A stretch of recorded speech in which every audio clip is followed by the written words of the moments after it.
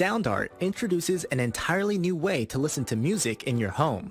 By combining the best of two products, a revolutionary high-fidelity, low-profile Bluetooth wireless speaker with beautiful artwork. Select from a library of artwork or upload your own photos to personalize your experience. Sound Art ushers in an era of invisible, beautiful, and amazing sound throughout your home and redefines your entire entertainment system. The need to reclaim your floor space and rid your home of unsightly speaker boxes that need to be bolted to the wall is now a thing of the past. Our canvas is printed on high-quality permalite by Breathing Color. And select from our gallery or upload your own. Standard sizes include 16 by 20 and 18 by 24 canvas wrapped. Custom sizing is available, as well as surround sound options.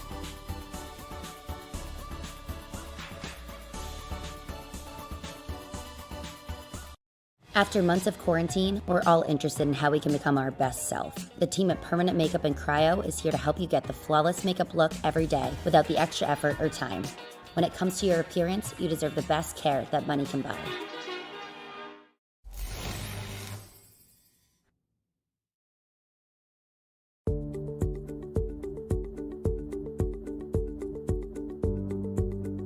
Sound Art is a product that is a speaker and it's art. We combine it together and we call it Sound Art.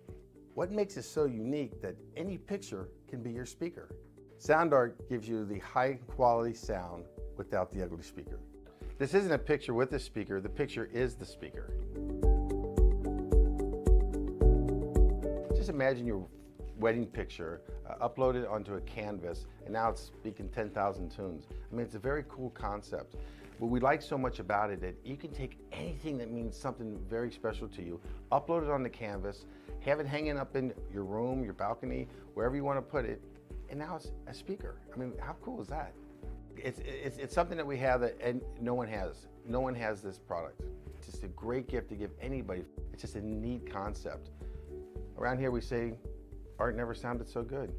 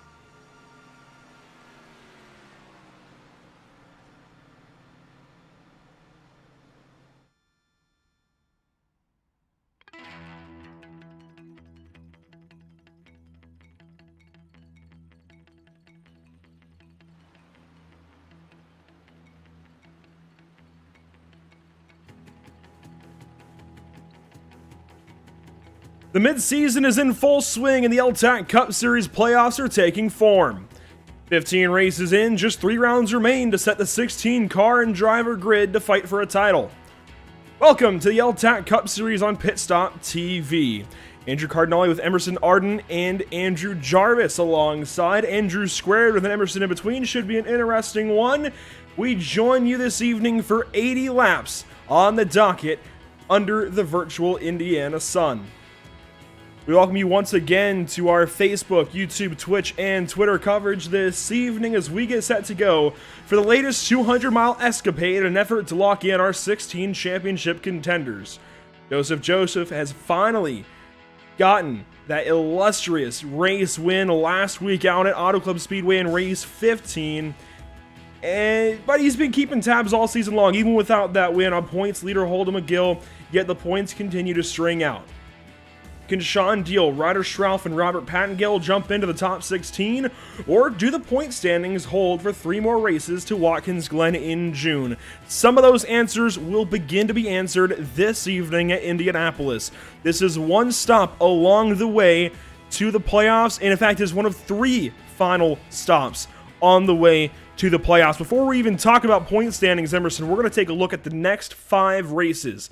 Of course, this evening at Indianapolis Motor Speedway, in 1 week at Phoenix Raceway in Avondale, Arizona, 3 weeks rather, with a week off in between at the Charlotte Motor Speedway. That will be a bit of a longer race. 200 laps there is going to take a little while, 4 stages as opposed to 3.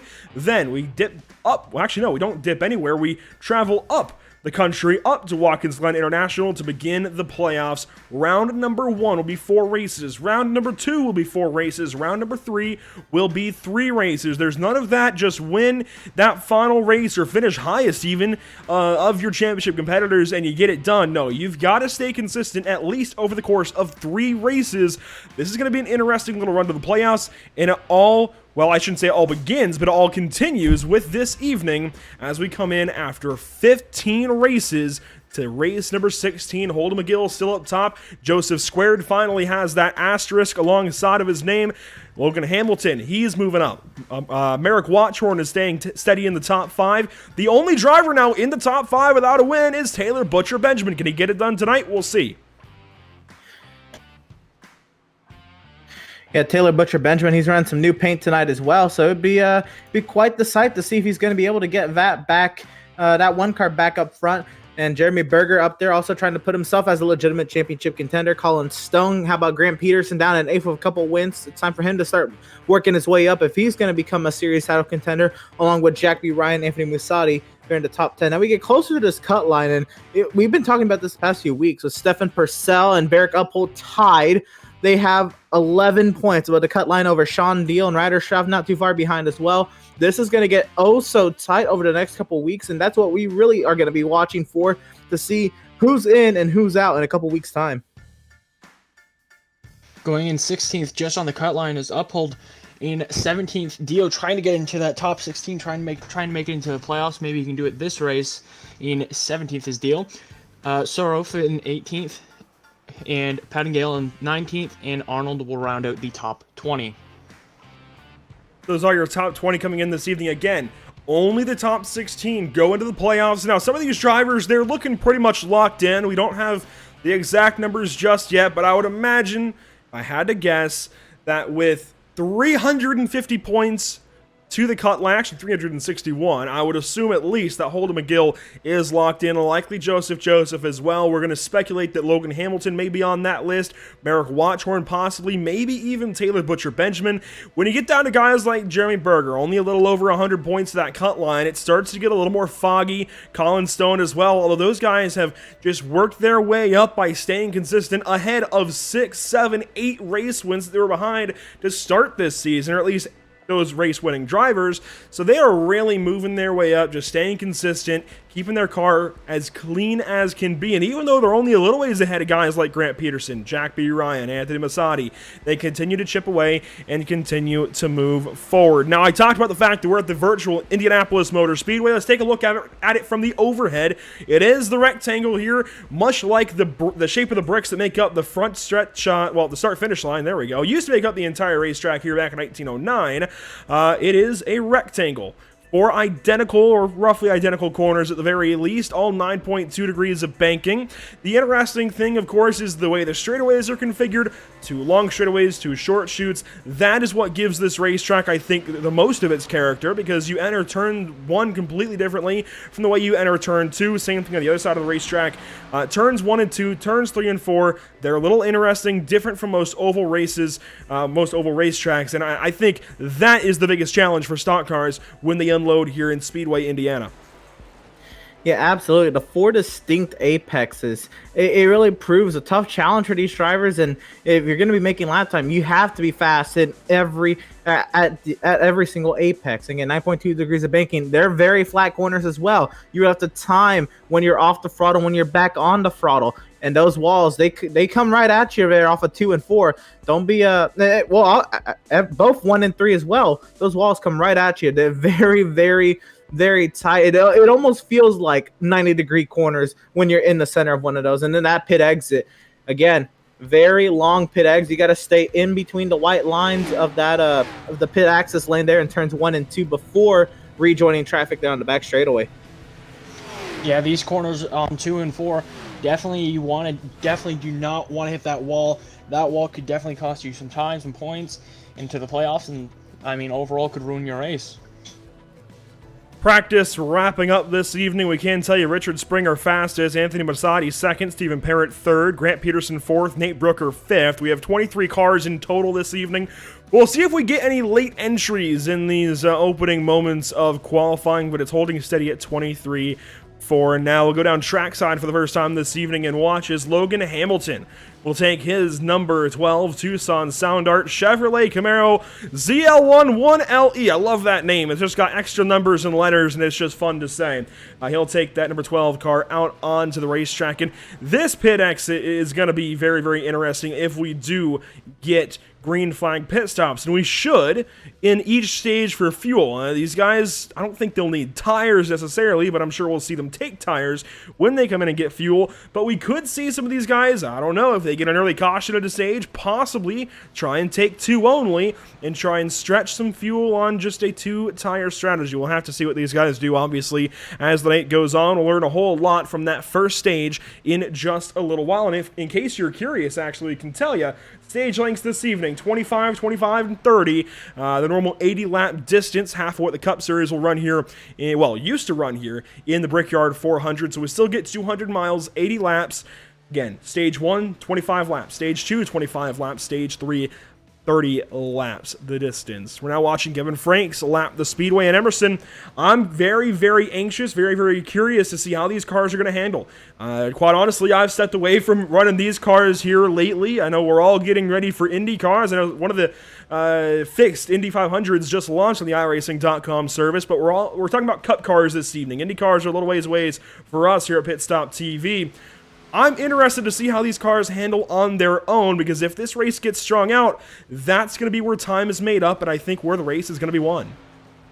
Yeah, absolutely. With the giant spoilers on the rear end, you can really throw that car into the corner as long as you get it load up for the apex. We're riding on board here with Anthony Massotti, and look at him right there to the apex, and you got to watch his exit. Look at how quick that wall comes out. Oh my goodness, that was close. Yeah, it definitely was close off the corner of 1.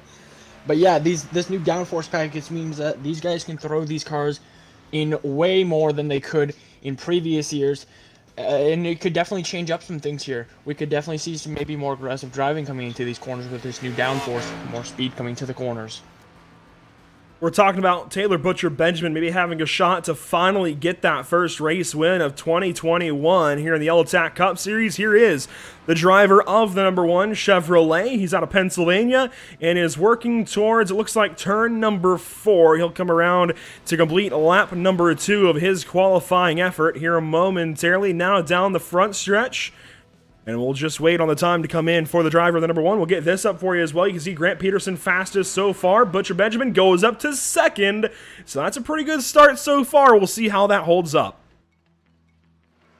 Yeah, absolutely. And like you said, the Indianapolis races, especially in these stock cars, they tend to get strung out. They tend to get long green flag runs. So starting up front is half the battle. It gets difficult to overtake here. You have those long straightaways into tight corners, but it's so hard to build up a run and then keep it down that long back straightaway. Holden McGill goes top of the charts, by the way. He's going to knock everybody down another spot.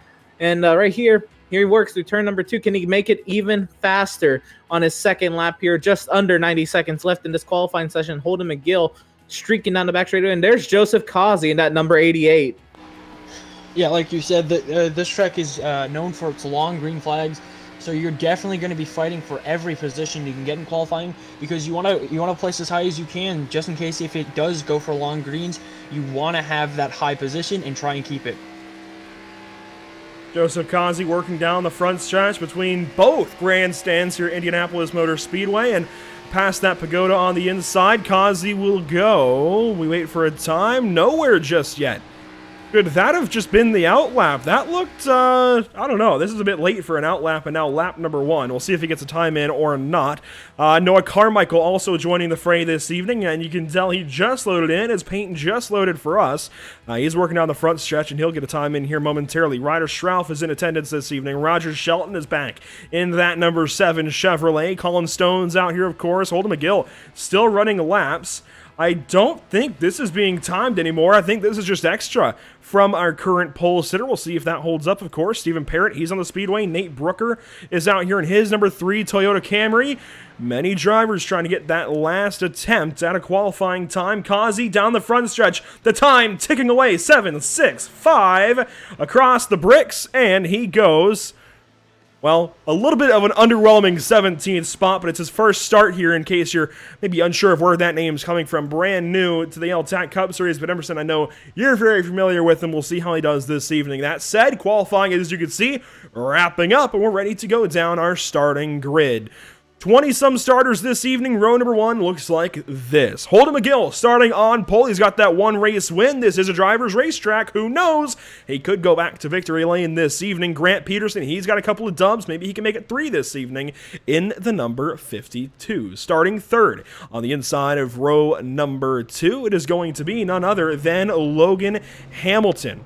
Starting to his outside, you see Anthony Massotti in that 49 car. He's got that win at Pocono, and if any track is anything like Indianapolis for stock cars, I dare say it would be Pocono, sharing turn 2 in common with the Indianapolis Motor Speedway. Starting 5th this evening, Taylor Butcher Benjamin still looking for that first win. Merrick Watchhorn to his outside of that number 91 car. He's got a win to his name.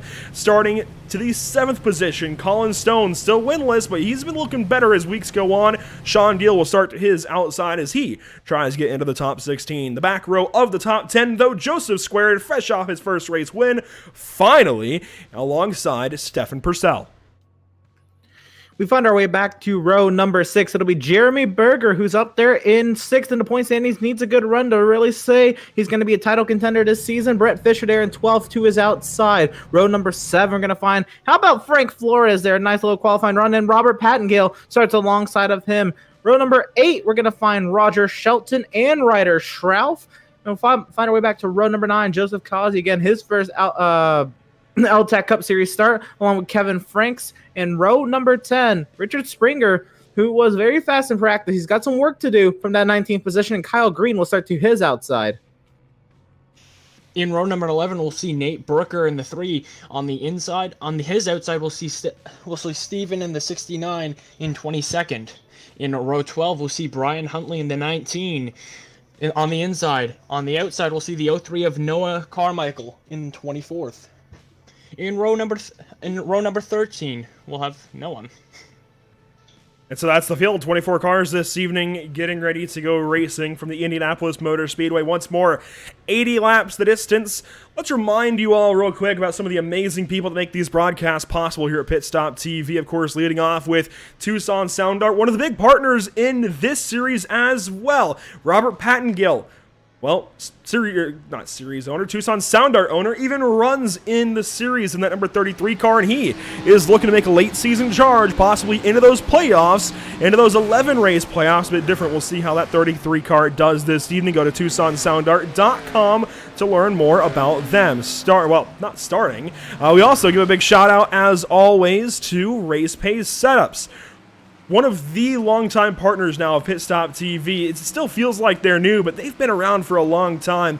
You can grab any GT3 setups you need from these guys. They've got a growing database by the day, it feels like. Always pumping out fantastic road racing setups. Go to their Discord link, bottom right, and they'll get you set up, quite literally. We also have to thank, of course, Permanent Makeup and Cryo in Maine, where you deserve the best care that money can buy. Whiplash Media, the official graphic and camera provider of Pit Stop TV. And BAM Racing Videos this evening, I believe in Fayetteville, Indiana, filming some more racing videos by a race fan for the racing community. 24 cars, the field, 80 laps the distance. We'll see how that works out this evening. Your front row, Holden McGill and Grant Peterson. These two guys, not only teammates, but they have been front runners all season long. I'm very excited, very anxious to see how they do rumbling off to turn number 1. I'd imagine they play nice, but we've seen that go awry before here in the in the NASCAR Cup Series here at the Indianapolis Motor Speedway. So who knows? We never really know what to expect with this L-TAC Cup Series roster. And if you look through the top 7, they're all Chevrolets, so the Chevrolets in full force this evening. Holden McGill still, well, of course, on pole. He'll be leading us back down to the green flag.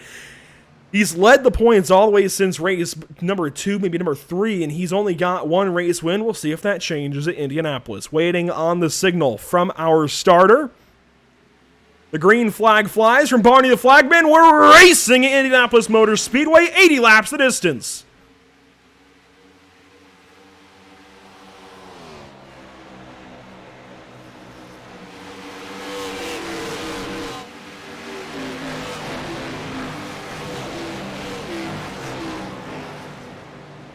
The whole field making it through turns 1 and 2. Now down the back stretch, that Chrome 21 leading the way. Grant Peterson tucked in behind. Logan Hamilton starting to fight, and they'll race down to 3.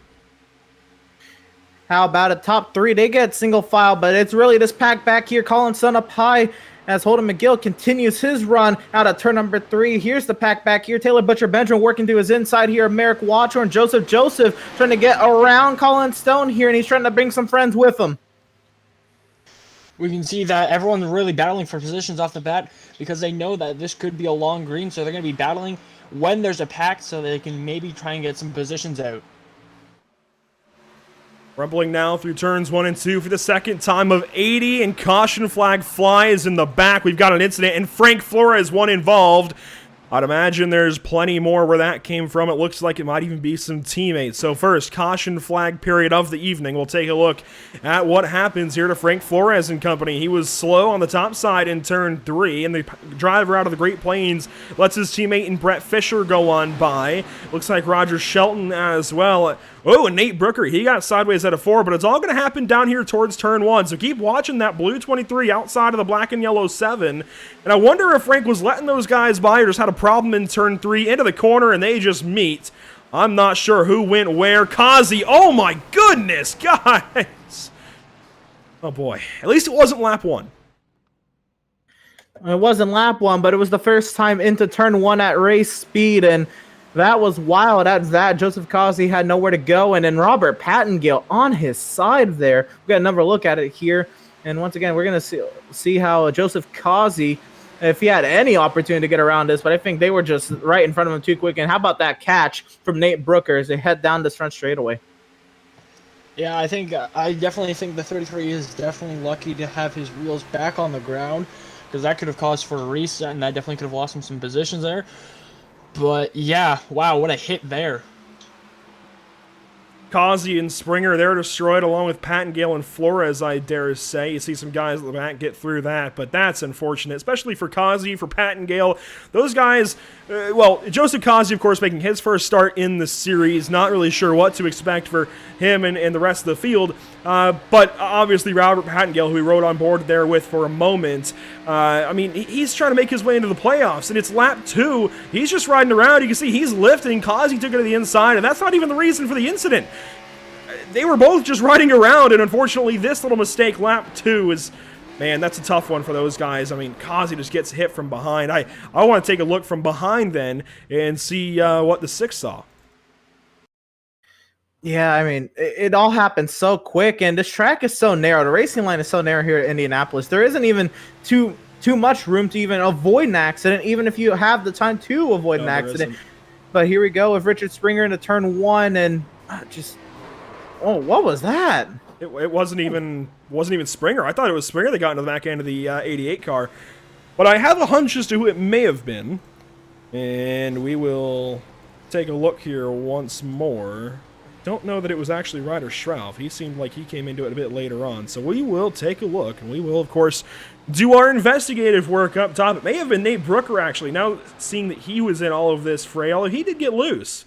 Was it Stephen Parrott that runs in the back here? A lot went on down here to the corner. And we'll watch this through one more time. But yeah, it may have been Springer or Schrauf, I suppose. They were both there. And yeah, Springer... Oh, wow. Parrott just dove low. And just, I mean, there was nowhere for those guys to go, but you do got to lift. Yeah, it is difficult. I mean, again, you know, not a lot of room to go. He could have definitely lifted a little bit there. Could have spared maybe some damage for the rest of those guys. But again, it looked like it was going to be a big pileup, just trying to get through it as quickly as he could. It's hard to really fault really anyone in that incident. Just hard racing in the turn 1, lap 1. The actual start of the incident was just, I think maybe just a little, I don't even know that. I think maybe there was a little bit of miscommunication there. A little bit of a move down the straightaway from Shelton that kind of started the incident, but everybody else, you know, just trying their best to avoid it however they could, and they really couldn't. Yeah, I think if some people definitely didn't lift, then I mean, we've seen Richard Springer. He was gonna make it through with minimal damage, along with Joseph Causey. But you know, people definitely have to lift because it'll cause them less damage and cause others around them less damage. A bit of a detour from what could have been in this first stage. See caution flag, of course, over the field. Pace car lights should extinguish this time by the flag stand. Let's take a look at our weather this evening. Relatively calm, I would say. The winds aren't too crazy here in Virtual Speedway, Indiana. What is a little interesting is despite the air temperature being a little bit below 78, which if you don't know is default on iRacing, that's 113 degrees on the racetrack, and we haven't had too much action on it just yet. Of course, we had the lap and 10th maybe before we had that caution flag, but 112 now. It might be coming down a little bit. You see some clouds out and around, so I like that we've got pockets of clouds. I think that will change things up, but that is a little bit warmer than I would have expected. Yeah, absolutely, especially with it being set, you know, in May. This is really hot. I know May is a summer month, well, close to a summer month. You know, the equinox is in June. I don't know, but Indianapolis, it shouldn't be this hot. I don't think the track temp, especially with that air temp. But when these cars get to high speed running here for laps on laps, I think it's going to skyrocket. And these cars are going to be really, really tough to handle in these corners. Well, you know, usually I would say that it should be pretty warm in May, but I'm going to be honest, I've had to turn my heater on recently here in North Carolina, and it's May. It is the dead of May, too. The tax deadline moved back a month is next week. Well, no, not even next week. It's in 4 days. It is the dead of May. I'm getting ready to go down to the Coke 600 with my buddies. We've got the Indy 500 just a week and a half or something away. It's crazy how cool it is right now in just the country in general, I guess. It's really not that warm, at least on the eastern seaboard. It's been pretty cool. I don't know about Florida. They're always doing weird stuff down there. And the West Coast, who knows with them, but it's been abnormally cool this year, I gotta say for sure. Maybe that's not at all replicated in the sim. We'll see how this restart goes. Holden McGill, of course, leading us back down to the green flag as your race leader. Grant Peterson to his inside. Logan Hamilton there as well. Masadi and more as we go back green flag racing from Indianapolis.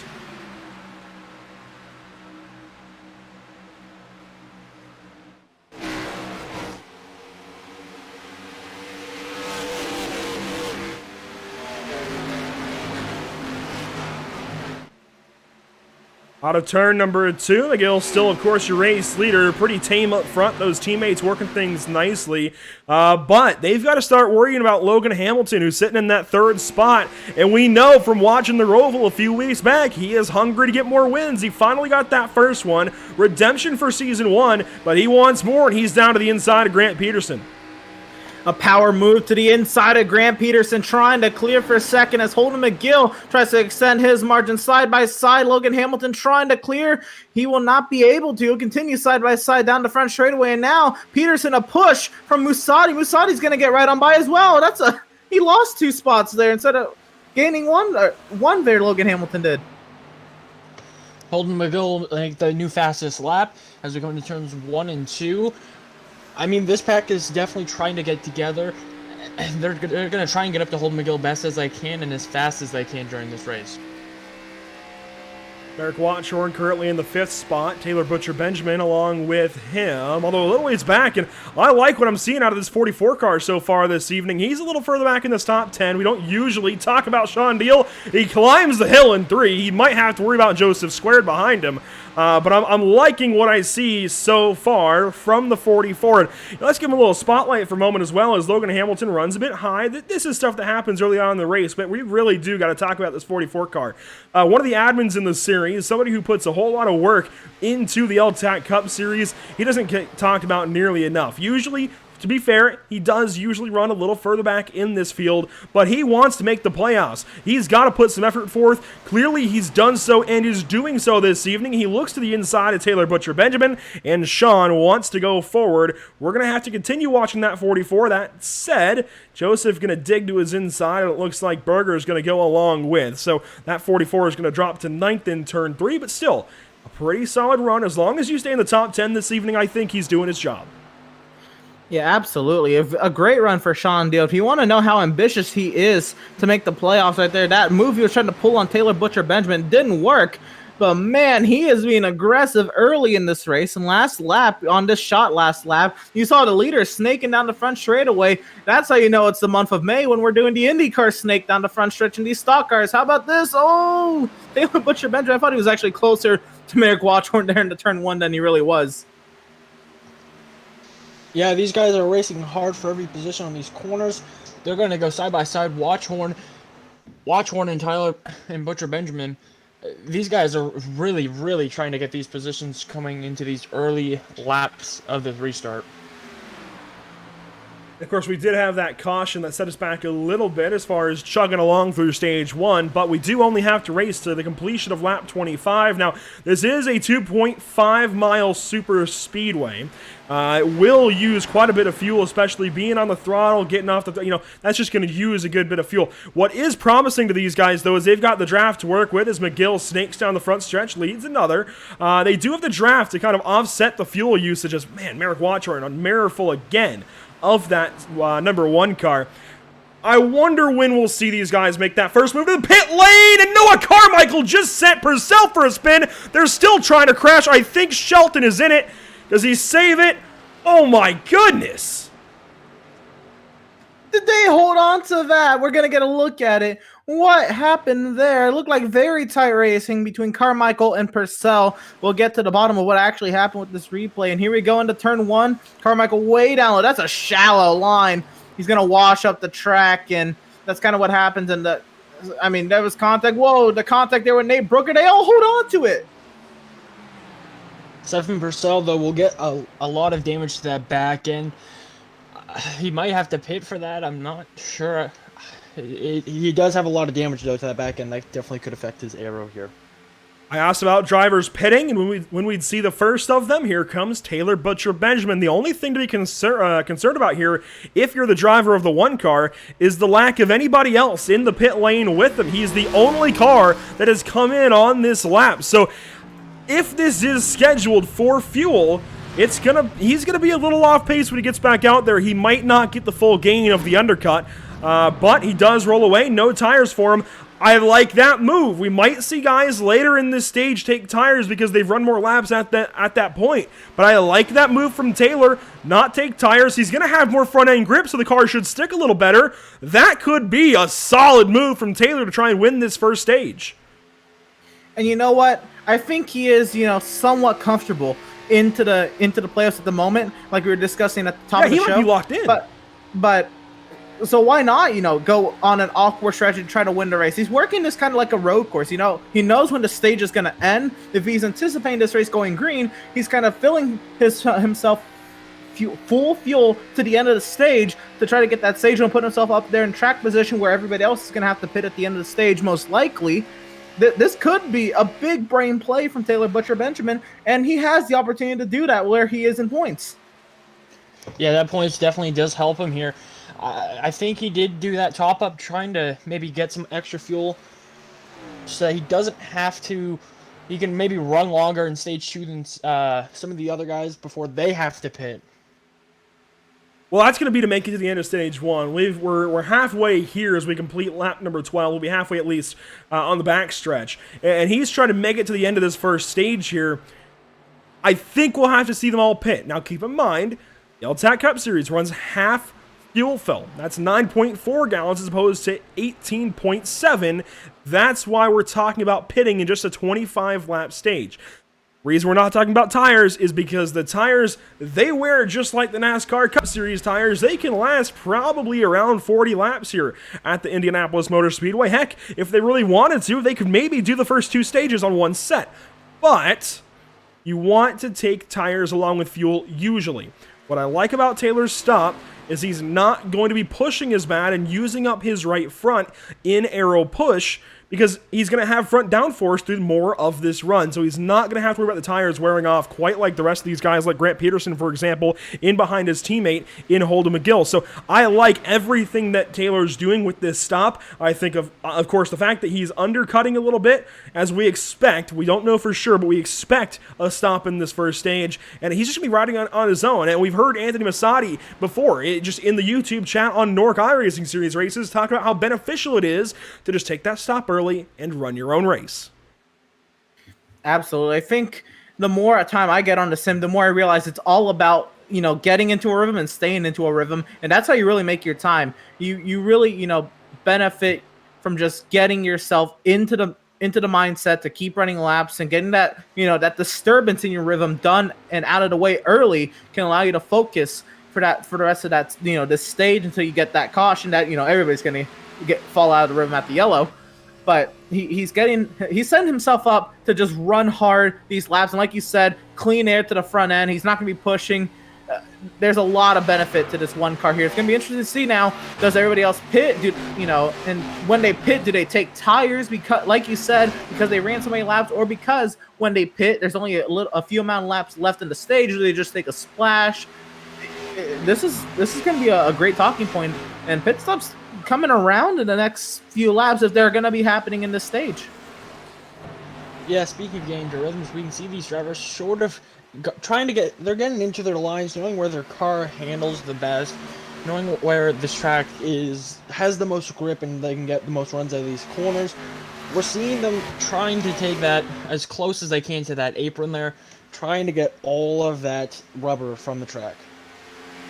It's not usual you're talking about curbs on an oval, although I guess it isn't a normal oval by any means. This is a rectangle, obviously, but we do have curbing on the inside to help protect these guys from getting into the grass in the corners, although it's happened before where a stock car dips a wheel down there and pulls up some grass, and a little bit of a, definitely a problem for their splitter. Obviously, we won't have that big damage that you usually get with a stock car nowadays clipping some grass. Here's this battle for the 4th spot. Hamilton's currently got it, but they're coming up on the lap car of Nate Brooker. Joseph giving a massive push to Hamilton, but it's not good enough, and Brooker goes down low in front of Watchhorn. I don't know. You got to hold your line going into that corner in front of these guys, but they all back out. They'll sort it out some more. And this could be a great opportunity for either one of these guys to just go ahead and pit and get out of this kind of deal in case something is up the road as far as an incident. You're no longer in it. Still no pit stops from anybody else. So at this point, of course, you have to wonder about the possibility, although actually Kevin Franks has just pitted. He is exiting the pit lane now. But you do still have to wonder about the possibility, Emerson, of these guys having saved enough fuel in that first yellow to not need a pit stop. Yeah, I'm starting to wonder about you think a full fuel tank here in Indianapolis and go, 35 to 40 laps, and that caution there, will shorten the stage up to about 21 laps. Granted, you ran the first lap at green flag pace as well, so it can get close, especially if you're in the draft. You can allow yourself to save fuel, as we kind of said earlier as well. You can back up your corners a little bit, and then you get carried through the center of the corner with that draft. You can save that little bit of fuel. I don't know if it's going to save you a lap, but if you've done it from the drop of the green flag and the restart, there's that potential. And I feel like somebody maybe, who's either very safe into the playoffs or very desperate to get into the playoffs would be willing to try it. Yeah, I think between that caution flag and maybe if they are lifting through these corners with the draft, I think they definitely could be saving up to maybe try and finish out this stage without pitting, without having to do anything, and then maybe pit on the stage caution. Well, they are, of course, lifting. These cars don't quite do flat out, although, you know what? Their next-gen counterparts, they can. I was testing with that earlier. And the next-gen cars coming next year in 2022, they can do this racetrack at least just about flat out. The first lap is about flat out, and then they have to lift a little bit just to burp into 1 and 3, but I'd imagine these guys are lifting a good bit more. They're running a little bit faster into the corner. And I found the sweet spot in the next-gen car anyways was 170. I'm not so sure about these guys. They're cornering in the 160s. One is coming down. That's Merrick Watchorn coming into the pit lane in the number 91. So we can assume then pit stops are still on the way. The difference between these stops and Taylor Butcher Benjamin's is they're banking on the lower fuel fill, taking less fuel here, and, of course, having less fuel in the car at this point in time when they go back out. The reason that makes a difference is because Taylor could have taken the exact same amount of fuel to be good to the end here, Emerson, but he had more fuel when he went back out, and down these long straightaways, that will, in fact, make a difference. Roger Shelton comes in as well as Stefan Purcell, and it looks like that's about it for our takers on this 19th lap. Yeah, and this is going to be, I think, one of the true tests. We'll see how close Taylor Butcher Benjamin can merge out with that traffic coming off the pit lane. Holden McGill coming down the pit lane right now. Yeah, Holden McGill we saw was out front with a decent lead, so he didn't have that draft to lift more so off in these corners. So he definitely did need more fuel. We'll see Joseph come down along with Logan Hamilton to follow him. Sean Deal is in. Jeremy Berger is in. So just as we were starting to get a little bit concerned for the sake of the number 1 car, our suspicions are confirmed. Some other cars come down the pit lane back there, but all eyes now turn to our new race leader, Grant Peterson, along with, I believe, teammate Anthony Masadi. I do believe those guys are all teammates in Holden McGill, Grant Peterson, and Anthony Masadi, but I could be mistaken. And I mean, I'd say by the lack of racing between these two, they've got to be. As Masadi stays in behind the 52 car, they draft, and that's what I like about the fact that these teammates can actually go out here and kind of tandem, much like the old days. I say the old days, back in like 2010, 2011 and such. As Shelton, he must have had a pit penalty, comes in right in front of these leaders. If he took an easier line into the pits, that could back these two up from Holden McGill. We'll have to wait and see. Only time will tell. I just saw on a scoring pylon, Taylor Butcher Benjamin has overtaken Holden McGill. So that's a very important point. As we continue to watch these boys come down the pit lane, we'll see where everybody merges out, where everybody cycles out here. But look, there's Taylor Butcher Benjamin ahead of that 21 car. Did he just play this stage to perfection? We'll have to find out in a few more laps. But right now, looking good for Taylor Butcher Benjamin. Yeah, I definitely think if he doesn't make a mistake coming off any one of these corners, I definitely think he does have stage 1 in the bag. But like you said, only time will tell here. But he's only just ahead, isn't he? Holden McGill can certainly get up there and draft the inside of the 1 car. We've seen it be relatively difficult to pass, and you see the 49 and 52 on the inside. I'd say these guys put some time on Grant Peterson and Anthony Masadi through this pit cycle. And we've got just 2 cars left to come in this cycle. Speaking of, those are Stephen Parrott and Joseph Causey. So Causey's still in the race. Good to see him still out there, as well as Parrott, actually. They both got damage from that first incident. But Emerson, I mean, this could be spot on right here for the 1 car of Taylor Butcher Benjamin. And these are points that he needs. The interesting thing, obviously, is we're getting down to where pit road is going to close before this stage. Parrott and Causey, they've got to pit in this time, I think, or they won't be able to. Well, you know what? They were involved in that accident, so they most definitely came down pit lane to repair damage and or take a faster pair.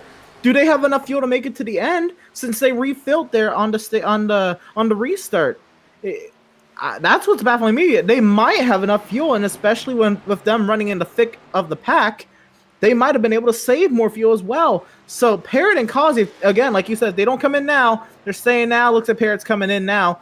But wow, yep, here they both come. I thought that was a lock of, whoa, Parrott, trouble coming to pit lane. He'll get it straightened out, though. Did he speed is the next question. Yeah, if he sped on pit lane, that definitely will cost them there. We see a battle now for first between Holden McGill and Taylor Butcher Benjamin. These guys are, you see Taylor Butcher Benjamin trying to hold off McGill here. He's wanting this, he was definitely wanting these stage point wins. These stage points, sorry. Because he's definitely really close to the cutoff line here. No, these guys are way above that cutoff line. What matters is getting those extra points, moving up ahead of guys like Merrick Watchorn, who is quite a ways down, actually, in this field. I don't see Watchorn in the top 10 unless I'm just completely mistaken. But Taylor Butcher Benjamin does take the lead right here. This is lap 23 of 80. We'll come around and take 2 laps to go, and you see Joseph up the inside of the 21. A fight for second is exactly what Taylor Butcher Benjamin wants to see. He motors away a little bit in turn 3. We're on board with him right now. Now through turn 4, and those two side by side. Contact maybe in turn 4. They race out of the corner and down the front stretch, and Benjamin starts to eke out that gap. And here comes Logan Hamilton. This is an absolute dogfight for second. They're letting Taylor Butcher Benjamin walk away with this one with 2 laps to go in this stage. Now, who's going to look back or who's going to notice what Taylor Butcher Benjamin did in that last stage? Is it going to be applicable in this next stage, you know, when the restart happens and all? And who's going to try to do what Taylor Butcher Benjamin did in stage 1? Because clearly it's gotten him to this track position. Whether he finishes here or not in the stage is another question. But just giving yourself the opportunity is huge as they continue to duke it out for third. Holden McGill has shoved it right back up to TBB. Taylor Butcher Benjamin just has to hold off Holden McGill now for 5 more corners, make that 4 coming into the 4th corner, coming to the 25th lap in the final lap of stage 1. Can he do it here? 1 lap to go, not for the race, but for this stage battle. And what's interesting, obviously, is Holden McGill, he's locked in at this point. We're speculating, I think, rather correctly, especially with these 9 points at least in this first stage. He's locked way in. We imagine that Taylor Butcher Benjamin is also locked in, but he needs points to, continue moving up through those standings. How hard does Holden McGill actually race right here? He's got plenty of a gap to Joseph, and he's in front of the 20 car currently. He may not race this 1 car at all in these last couple of corners, just ride around to that 2nd place. I'm sure if there's an opportunity that presents itself to him, he'll take it. But I don't think he's going to have any kind of weird send into turn 4. Butcher Benjamin, he protects a little bit in the last corner and up out of turn number 4 for the final time in stage 1. Can Holden McGill draft up to the back end of the number 1 car? It doesn't look like it. And across the line we go, and Taylor Butcher Benjamin wins the stage, stage 1 at the Indianapolis Motor Speedway. We're waiting on that stage caution. It'll come around when 10th place. Across the line, here is that battle, and the caution should fly. Stage 1 is complete. Well. Taylor Butcher Benjamin, he's got the crew chief hat on as well as the driver's cap out in front. It'll be interesting to see what he has to say about that stage victory. But Taylor Butcher Benjamin was playing it like a fiddle. Now he's put himself in this track position. If he holds it through this pit stop, who knows what kind of speed this 1 car could show over the long run, and out in front of the pack. And if he can stay up here, it's clean air. Car obviously handles better in clean air. It'll be interesting to see what happens for Taylor Butcher Benjamin the rest of this race. Yeah, Taylor Butcher Benjamin definitely having the best play on pit stops during stage 1. Let's see if he can maybe repeat it into stage 2. He definitely wants to get out of pit road first to keep that keep the lead and keep that clean air. And obviously, as Emerson said, clean air equals better speeds. You saw the stage top 10 left side of your screen. You still see them up there. Taylor Butcher Benjamin wins and gets those 10 points. McGill 9, Joseph 8. Hamilton, Peterson, Masani, Green, Stone, Deal, and Parrott. They get some of their names as well. And that's actually big for Sean Deal. We were talking about him earlier on, Aaron Emerson. Grabbing those couple of points may not sound like much, but it's going to help chip away at guys like Barrick Uphold and Stephen Purcell, especially with the issues for Purcell this evening. That's going to be big for the driver of the 44. And do we actually have one Barrick Uphold this evening? I don't recall seeing his name. that is only going to go much, much further to possibly putting Sean Deal on the inside when it's all said and done this evening of that playoff top 16. So we'll have to keep an eye on all of this, of course, as the evening goes on. But we'll come around, we'll take pit stops, we'll talk to our stage winner momentarily. Taylor Butcher Benjamin finally breaking through a little bit, and we'll see if he takes tires, we'll see if anybody else takes tires. We could have seen somebody actually take tires on that pit stop and not take tires here and jump to the top of the field. Only time will tell. Pit stops underway. One of the longest pit lanes on the NASCAR schedule. It is 55 miles per hour in real life, and that's not really a crawling pace, but how long this pit lane is, and you know how big these pit boxes are as well. It just kind of adds to the length. Man, it's like forever until you get to these pit signs down here, and here we go. Up on the marks, there's TBB in his box. And we've seen 2 cars stay out there, the number 7 of Shelton, and I didn't quite catch the number of the other one. But yeah, majority of the field coming down to take these tires and fuel, trying to get ready for stage 2, and it'll definitely be an interesting stage. We had 2 drivers doing exactly what I mentioned as we came down to take those pit stops. Kyle Green, Noah Carmichael, very quick pit stops. They must have taken tires early to get a head start on this second stage. The race for the rest of these drivers out of the pit lane, though, goes to Holden McGill over Taylor Butcher Benjamin and Logan Hamilton and Grant Peterson, Anthony Masadi, Joseph Squared, and some more through the top 10. But all eyes then will turn to the driver of the 1 car, and we will be talking to Taylor momentarily. Get a hold of the driver of the 1 car, and well, you know, I got to work through this here.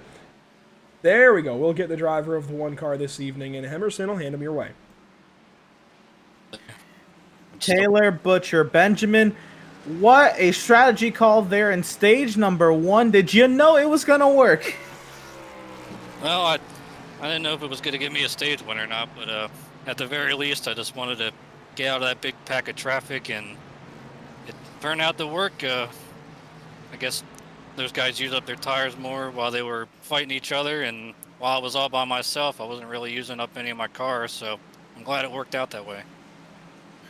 So now you're going to be up here, you're going to be with Holden McGill, you know, first 2 cars on 4 fresh tires, and then you have 2 drivers who took tires on their green flag stop and then take tires here. What's the game plan for this restart, knowing to grab bag of strategies up front? I just try to be patient here for this start. I'm starting on the outside, so hopefully just get single file and continue to stay clean and go for it when it counts the most at the end of the race. Now, how effective is the draft here? Do you think it is enough to where as long as you're in this lead pack, you got a chance, or is it more, I guess, how you hold yourself through these corners? I guess kind of both. I mean, when I was still in that pack before I pitted, I definitely noticed the draft playing a big factor, because I got alongside Merrick a couple times, and I can't remember if he had a car right behind him or right in front of him, but he was able to pull back in front of me because of that. So it's definitely a big factor. Right on. One more question here. Tell us about that paint scheme you're running. Well, today's they mentioned it was like a chrome paint scheme weekend, and I dug around and found this Autism Speaks car, and me being on the spectrum myself, I thought that was pretty cool. So absolutely. All right, again, ready to come through turn 3 here real quick. Who do you have to shout out for this stage victory? yeah, I actually just got the late green, but we got definitely MF Racing Designs. I'm not running their paint scheme tonight, but I do for a Sunday league. Definitely thank RCS Racing, Ryder, and Richard, and Zach, although he's not here, and everybody else that makes this league what it is, and thanks to you guys for doing the broadcast.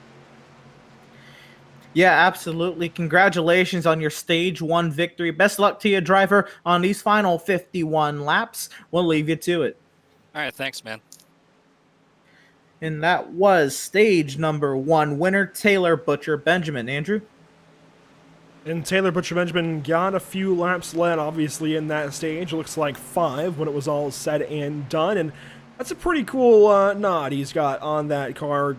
Obviously, to autism awareness. He mentions being on the spectrum. That's really cool, I think, for Taylor to be able to put that on his car, bring awareness, obviously, as the paint scheme says along the side, autism awareness. But also, I think, and I'm not really in a position necessarily to talk too much on it, so I'll keep this brief, but I do think it's good for drivers, well, for anybody who's, working through that. It's hard to, I guess, put into words, but he's open about it. I think that's good. I think it's good to be open about whatever situation, for example. And I don't want to overstep any bounds, but I think it's cool. He owns it. He doesn't let it hold him back, and I think that means a lot, obviously, in his character. I just think it's cool. A lot of guys might not mention that kind of thing in an interview, and that says something for sure, that he's comfortable, and I think anybody with autism, with anything else like that, definitely should be. There's no reason to be uncomfortable about that kind of thing, and I definitely like that paint scheme this evening on the number 1 car. I think that adds a whole lot to the purpose of the colored pixels on Taylor Chevrolet. I just think that's cool. That kind of took me aback a little bit, and I didn't even know that about Taylor either. And I think that goes even further in saying there's no reason to be uncomfortable about it. I think it's something that should be normalized in today's society. But we'll move on from that. We've got a race to cover here. 50 laps to go, this time by the stripe. And what's interesting is we're eating into that stage a little bit. We could see some drivers try and go the distance in this second stage. Kyle Green, your race leader, he took a fuel-only stop along with outside row number 1, Noah Carmichael. They raced down to turn number 1, and already they're getting jumbled up.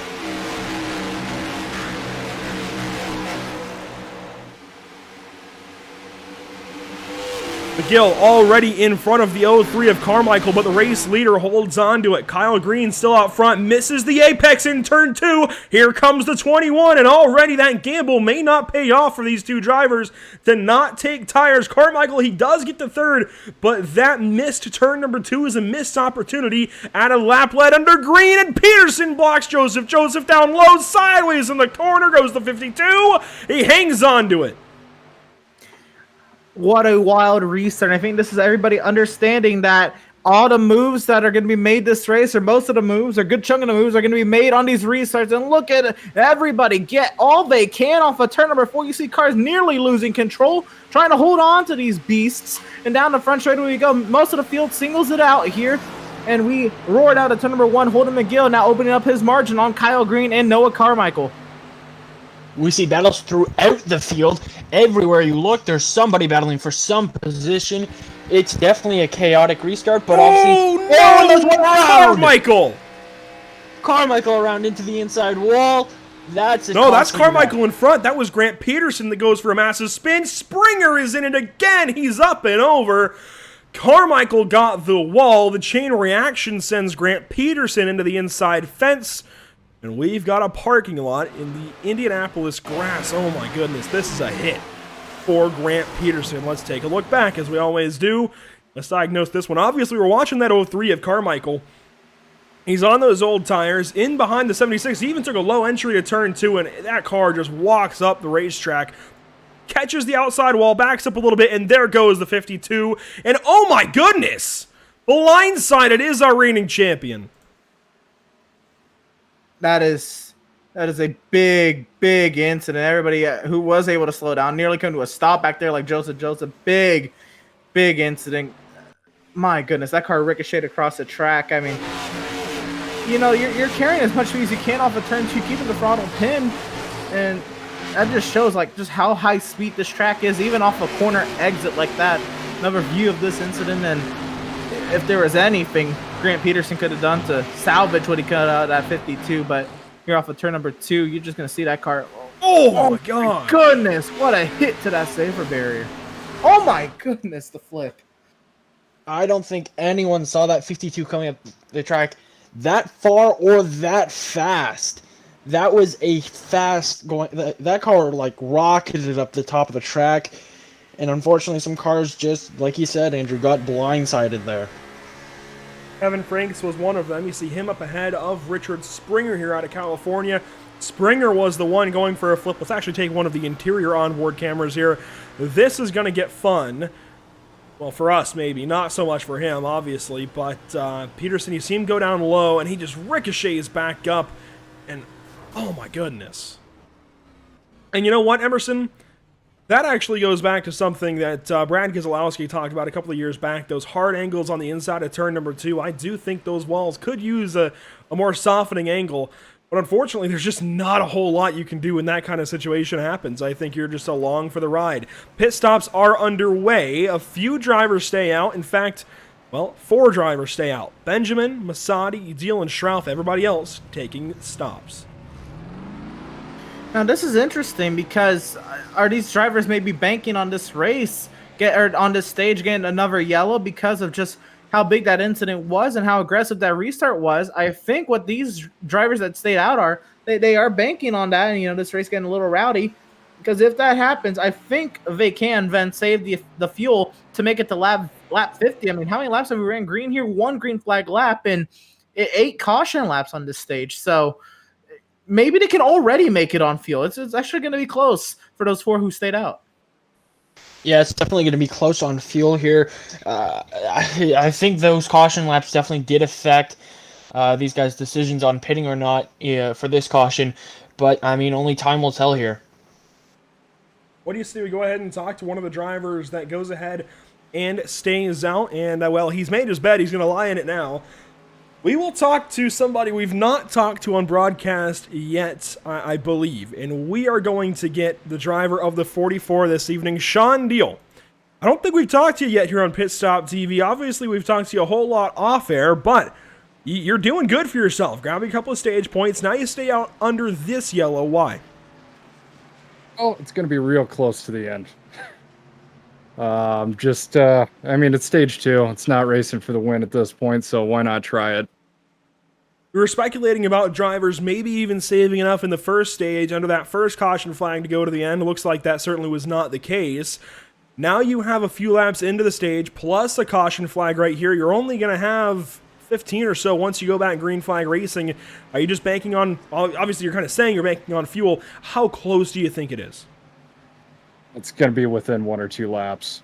I'm clutching it right now to see if I can make it, and we'll see how it goes.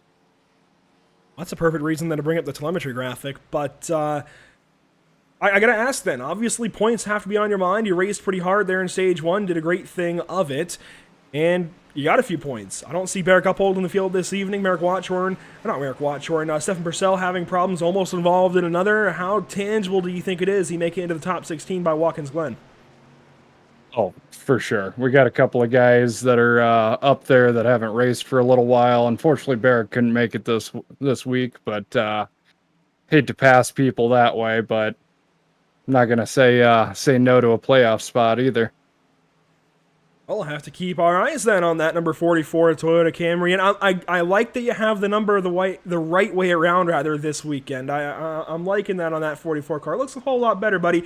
Who do you have to shout out? Who do you have to thank? I'd like to thank Tucson Sound Art right now. Without them, we wouldn't be here tonight.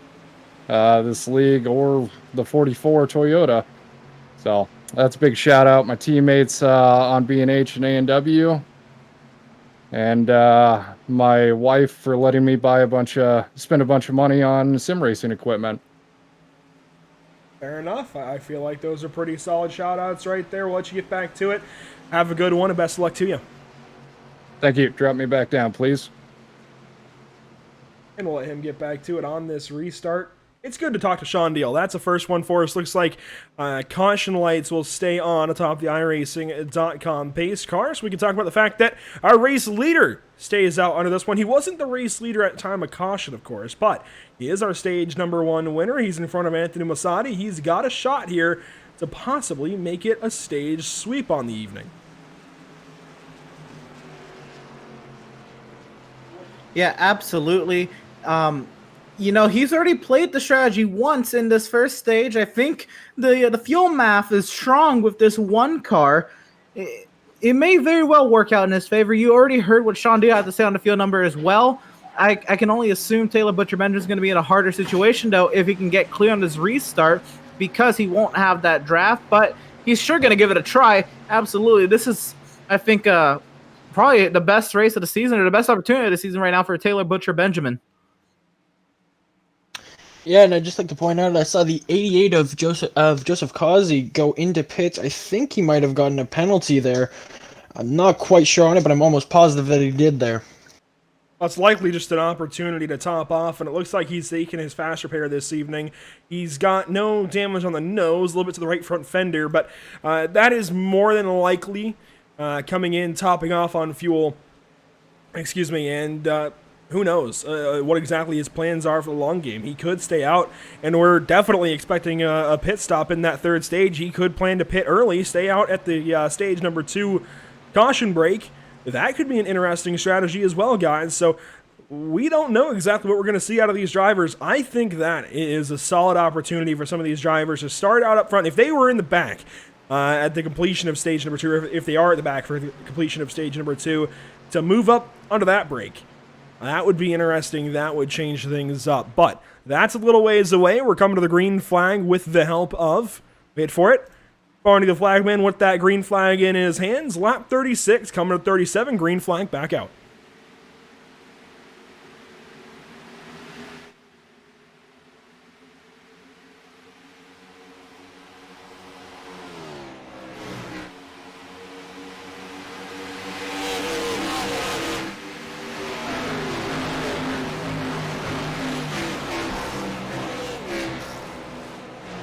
Thundering down the back stretch, Taylor Butcher Benjamin still leads. Sean Deal is getting in, and well, he's making some moves for sure. Gets ahead of Ryder Schrauf off the restart, who tries to get down in front of Berger. Can't do it. They stay double file behind, and Schrauf in the fence. And that one's difficult. Schrauf, was just kind of trying to see if he can hang up here, and I think Berger maybe a little misjudgment there, trying to get his arc into the corner. He'll make contact with Schrauf there. He'll fall all the way back up front. Sean Deal, very impressive to power his way onto the podium now, and he has a sight set on Anthony Mussolini and Taylor Butcher Benjamin with 13 laps to go in this stage. I mean, he's definitely there to get it, but it definitely will take a little bit of work. Obviously, we're seeing Deal here riding behind these two, trying to catch up with that draft there. And what I'm curious about is if he pushes the clutch into turn 1 where he's got a lift, maybe save a little bit extra fuel there. We'll listen in. No clutch. You don't see the revs drop suddenly, so he's keeping in it. He's just letting the engine kind of slow itself down. Obviously, that's a fuel-saving technique usually employed in stock cars. We'll see if that stays or goes away with the next-gen car in 2022, but it's still very much a possibility in the Gen 6 that we're running this evening. But we're not seeing Sean Deal do it. He must be pretty confident then. I would say if he knows it's close, if he's not actively saving under green, he must feel that he's good to go, especially with the help of that draft. Side by side here is Joseph on the inside of Logan Hamilton in this battle for 6th. And the 12 car, he tries to get in front of Joseph. Can't quite do it. Berger a save out of the corner, and Joseph falls in behind Logan. Now, these two, they were helping one another earlier on. I have to wonder if that's going to, I guess, continue, or if Joseph just straight up wants to get by the 12 car. Man, this has been probably one of the top rivalries on the season, Hamilton and Joseph, with the massive amount of respect they have for one another, as we've seen, in the several battles they've had. But I still think, this is going to be fierce competition no matter what spot on the track they're battling with right now, though. This could be a little fuel saving. I mean, you saw Joseph Causey come in on the 1 to green on that caution, so I think it's a little closer for everyone, or, trying to work some strategy himself. We'll see. I mean, there's a lot of different conversations going on about the fuel mileage here, and Joseph looks like he was content to ride behind. Yeah, we've seen Joseph and Logan Hamilton going back to back wins with each other, one after another with each other for the past 2 weeks. Obviously, Logan Hamilton won the first week, and then Joseph winning the second week. It's been a fun rivalry to watch, and it definitely is going to be a fun one to continue to watch. Yeah, Logan Hamilton finally got the monkey off his back at the Charlotte Roval a couple of weeks back. Eric Brennan was on the call for that one. Glad that he was there. Unfortunately, he's not here this evening, but you know what? He's having a much-needed break, as is, oh my goodness, Jeremy Berger all over the fence. We'll save that thought for the bank later on, because that 97 car, I don't know why I said 76. That 97 car has got problems. Now on the outside of Joseph, who won last week. Auto Club in contact! Berger saves it out of the corner. Oh boy, I can't imagine Joseph's going to be too happy about that one. And obviously Joseph squared should work by, maybe not. He gets back in behind Jeremy. Now these guys are some of the younger drivers in the series for sure. They may have that little bit of friendship and camaraderie there, but I'm very surprised Joseph let the 97 back in line and didn't try and race him down to turn number 3. But I was noticing another driver starting to work his way back up to the field. Now he has since let the 91 car go back on by. Whoa, Roger Shelton behind. The 7 car's got a problem. Does he save it? He goes for a spin. I don't know if there's any contact. There's definitely been some contact with the wall. He goes, well, he keeps going. And there's the caution flag. It'll be interesting to see. I think maybe he, either got a little low or just got loose off the corner. We'll see on the replay. But it is so easy to do, even in these stock cars, with all the the grip from the rear spoiler. This car's just gonna veer off through turns 3 and 4. We'll watch here. But in the 4, he's behind Brett Fisher, ahead of Stephen Parrott, and this may be some help from the 69 car. Yeah, I think there's a little help there. Just a little touch, but that's all it takes with these cars coming off of turn 4 to get these cars loose. And that was unfortunately how it played out there. The 7 car with problems. You can see Parrott took a lunge into 3. Nate Brooker's up, actually further behind, rather. But last year's champion looks like makes some contact with Roger Shelton. Now, Roger gets a bit sideways and just gets help right there. And that is the incident. We'll just leave it at that one. Call a spade a spade. He got into him. Yeah, and that's kind of the product of what happens at Indianapolis. If you miss the center corner, there's such a speed difference there at corner exit. It is very difficult to avoid another car at that point, just because you're pushing through corner exit, and the momentum of both cars just kind of ended up at the same point. For Shelton trying to hold on to that car and Stephen Parrott trying to get the run off the corner, not a whole lot that either one of them could have done to avoid that incident. Just kind of a product of what happens here at Indianapolis on these tight corner exits. Yeah, definitely unfortunate for Shelton there. He was trying to gain back some spots there, but just a little nudge, and that's all it takes with these cars coming off corners.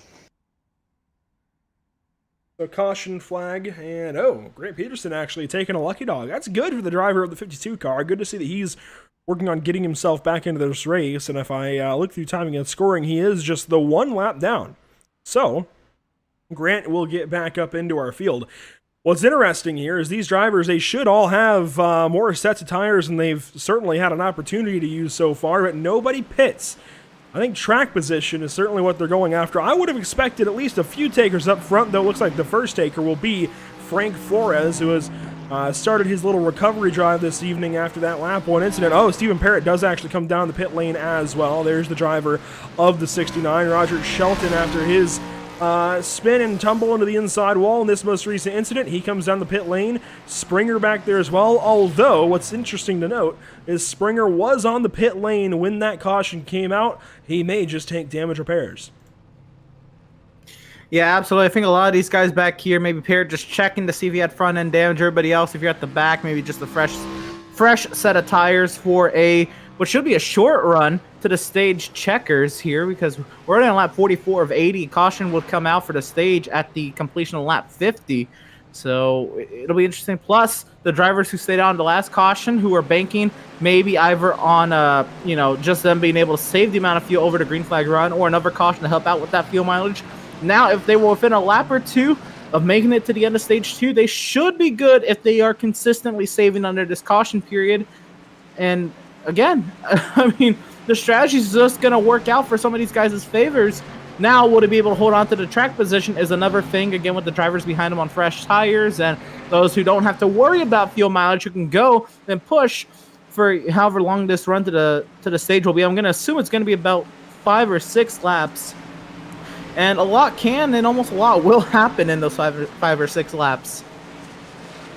And I can guarantee you there are a bunch of strategies going on, but all revolve around saving their fuel, trying to make it to the end of this stage without having to pit again.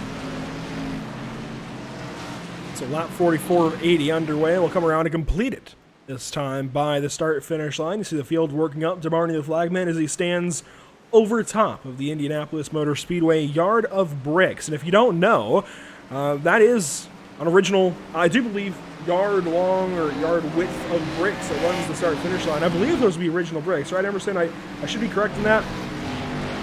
I recall hearing that is what's exactly happened. You know, when they repaved the track, they kind of just pave around the bricks and leave them intact. If that truly is the case, that's a remarkable piece of history to be there. You know, racing vehicles running over them for well over 100 years now. It's truly remarkable. Yeah, it definitely is. It is a historic piece of this track and one that is very well known, probably one of the more well-known pieces of any track in the NASCAR Monster Energy Series. And you know, any other time, I feel like I'd be pretty confident in saying that that is an original yard of bricks. That's why it's called the Brickyard 400 when NASCAR still had their 400-mile event. Obviously, that's changing this season, but I do want to say that I'm looking through, and I'm not immediately finding it, but I've got to imagine that it is still the original yard of bricks. I do believe that's got to be correct, right? So, if somebody is in the chat and can just confirm for me, I don't know why I'm doubting myself. I feel like any other point in time I'd be pretty certain of it, but just for some reason, it's not really making a whole lot of sense to me. Now, I do want to say, Jeffrey Souza, the setup builder for this L-TAC Cup Series, I missed this a little while ago, and he's saying that these guys get around 17 to 18 laps. We will certainly see a pit stop. So, again, I think eyes are going to shift to whether or not these guys come in at the stage 2 break, or if they run this same tank a little ways into that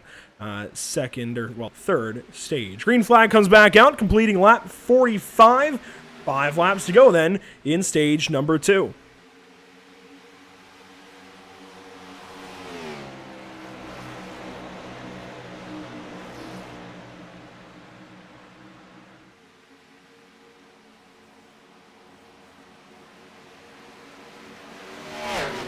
Battle is on for 4th place on back. Sean Deal in that metallic and bright blue 44 in front of Jeremy Berger. The entire field trying to find some spots here in these last couple of moments. Kyle Green looks to the inside of Joseph, and he is going to take it. Move that 20 car up the road in the 76. Oh, he gets into him. Berger in the wall. A whole lot goes wrong in turn 3. Here comes Hartley. He gets into the mix. Huntley gets into the mix here for the first time all evening long. He's going to go to the inside of the 97 now. And Huntley's starting to move his way up just out of nowhere. This 19 car's got something.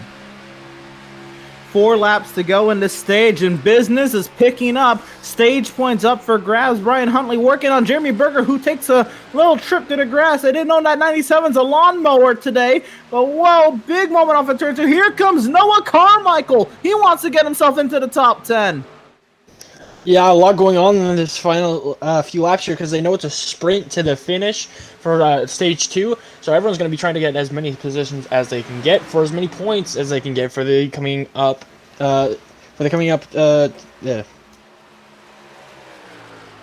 Jeremy Berger stays in front of Huntley. Carmichael still working the bottom. We've seen that narrow entry not work earlier on. That time, the shallow entry sticks for Noah Carmichael. He doesn't run anybody into the fence, but things are changing up front. While that was all going on, Taylor Butcher Benjamin has lost the race lead to a couple of teammates. McGill stays in behind his teammate of Masadi, and they take over positions 1 and 2. And that's got to be painful for Taylor Butcher Benjamin. Obviously, he's up there. He doesn't have teammates around him. He's just trying to hang on, and these couple of teammates just draft on by. But that's the package in these NASCAR Cup cars. Yeah, Anthony Musatti was just able to get to the outside of Taylor Butcher Benjamin, which I wasn't sure was going to work into 3, but then he kept to the outside in turn 4. Taylor Butcher Benjamin had to take a shallow line through 4, and then Anthony Musatti was just able to get right on the power and power right on by. Holden McGill followed suit with Taylor Butcher Benjamin's awkward line, and Sean Deal there in 4th. The very aggressive move there on the restart will hold on to the 4th position for now. Coming to 2 laps to go in stage number 2. Sean Deal looking very sporty with, with the stage end coming up. Yeah, and with each stage, we see him getting higher and higher in those positions in this race. He's definitely wanting those points, though, to try and get into the playoffs. And he's doing a great job of it currently. Seeing some of the battling going on further back. Noah Carmichael currently marks the 10th and final driver to grab stage points if the stage ends now. We've got a lap and a half to go in stage number 2. Musatti still leads into turn 3. Will his teammates stay behind, or does Holden McGill want to grab an extra point along with that stage win? He almost gets the wall out of turn 3. And I still don't know how hard this 21 is going to run. I would imagine that he may even sit back here and just try and take care of Taylor if Taylor is able to get a run in this final 2.5 miles of stage number 2. The white flag is out for these drivers in this stage. And down to turn number 1, Musatti still leads. McGill sitting tight in 2nd place. Taylor's got to try something right here, if not at least for the stage win. He's got to try something in case he's in this scenario come the end of the race later on. He's got to see if he can find some way to beat these two. Obviously, they are here to race and they are here to control this race. He's got to find some way to get up to Holden McGill and Anthony Musatti and try and take it away. But right now, nothing is working. Musatti takes the corner pretty nicely, but McGill misses the apex, and they stay in line up out of the 4th corner. And to complete stage number 2, Anthony Musatti, almost no contest from anyone behind. McGill will happily take 2nd to Musatti. Well, maybe not. Musatti actually moves down low. I thought he was going to lift for a second, but Anthony Musatti does claim stage 2 victory. The rest of the stage top 10 comes past the start-finish line, and caution flag flies. Musatti, McGill, Butcher, Benjamin, Deal, Joseph, Hamilton, Watchhorn, Green, Huntley, and Carmichael, your top 10. Man, I feel for Taylor Butcher Benjamin in that situation. Like you said, no teammates around him. This is exactly how Max Verstappen feels in Formula One going against the 2 Mercedes. Granted, he's been able to outpace Valtteri Bottas in real life at this point, but when Bottas was able to back up Hamilton and, Mercedes is able to attack Verstappen like that, that's exactly what it looked like with the 2 silver cars just passing right on by the blue car of Taylor Butcher Benjamin. You almost felt that as they went down the back straightaway.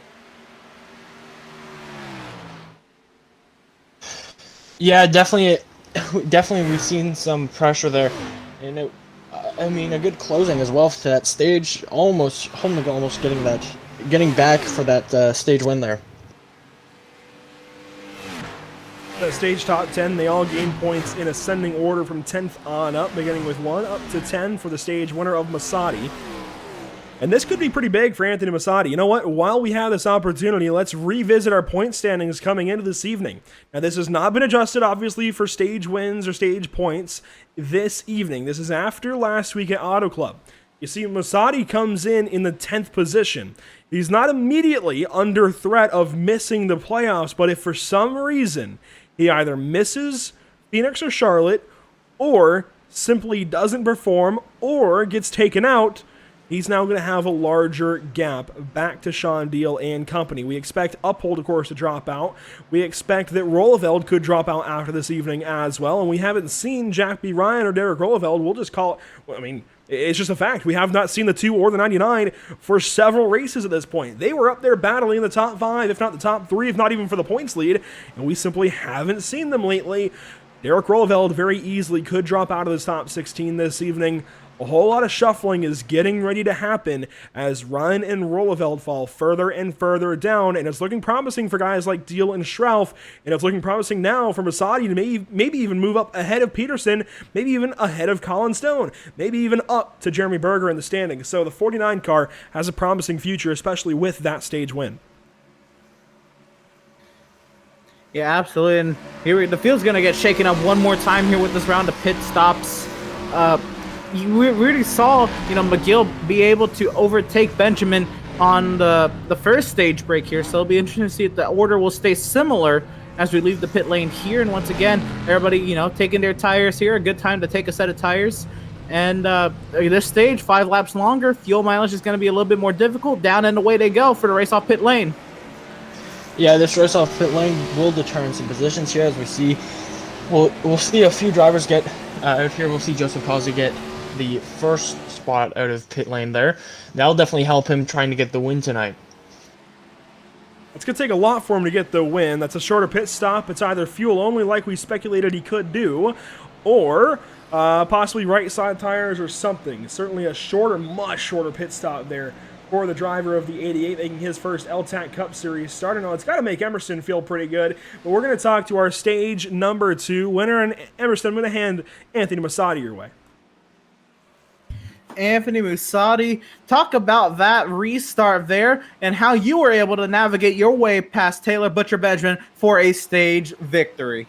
Yeah, I'd say I got a little lucky. The TBB got a little tight coming out of 2, which allowed me to get a run on that back straightaway. I knew if I could get to his outside, I felt like I could pinch him down a little bit, going through 3 and 4, and I just was able to keep that momentum up and get around him, get that clean air. So the talk of the town this race has been all about fuel strategy. Can you enlighten us a little bit on what that 49 is planning for this third stage? Well, I think we can make it on one more stop here. And I mean, it just depends on when that caution flies. I don't think cautions are done flying, so if I can get within that fuel window, I'll be pretty happy about that. Fair enough. So you come into today, looking for a good run with 1 win already on the season. And Indianapolis, Pocono, similar track when you think about them, both 2.5-mile racetracks, flat corners. Was that any kind of momentum boost coming into today, or 2 completely different tracks, you're not even looking towards what happened at Pocono? Oh, no. I think they're very similar with both of them. I love Pocono and I love Indy. So once you have confidence at a track, I mean, that's all you really need right there. Absolutely. It's definitely seemed like that. Who do you have to shout out? Who do you have to thank for this stage 2 victory? I'd like to thank sponsors Quick Picks and also my teammates. Unfortunately, Grant got taken out, but we got my other one up here holding. I had to hold him off on that last stage, so hopefully we can put on a good show for you guys right here. Absolutely. Well, driver, congratulations once again on your stage 2 victory. We'll leave you back to it. Best luck to you in this third stage. Thank you. And that was driver of the number 49, Anthony Musati, our stage 2 winner. Andrew? Anthony Masani grabbing 10 very valuable points by winning that stage. Now, he's not going to restart first, I don't think. McGill, I think, got the best of him, but regardless, the teammates will work something out on the restart. It doesn't matter which way you arrange these two, however you want to mix it up. They will sort things out for themselves, and I like what they've been doing so far, and honestly, we may see, I guess, Lewis Hamilton, if you want to call him, Holden McGill, sit back and give this early lead to Anthony Masadi or Valtteri Bottas. So we'll see how that goes, of course. But we're coming to the restart. We are waiting for that green flag signal. Re-racked, restacked, ready to do it for stage number 3. Just over 25 laps to go in this race at Indianapolis. And green flag back out. We're back underway in the L-TAC Cup Series.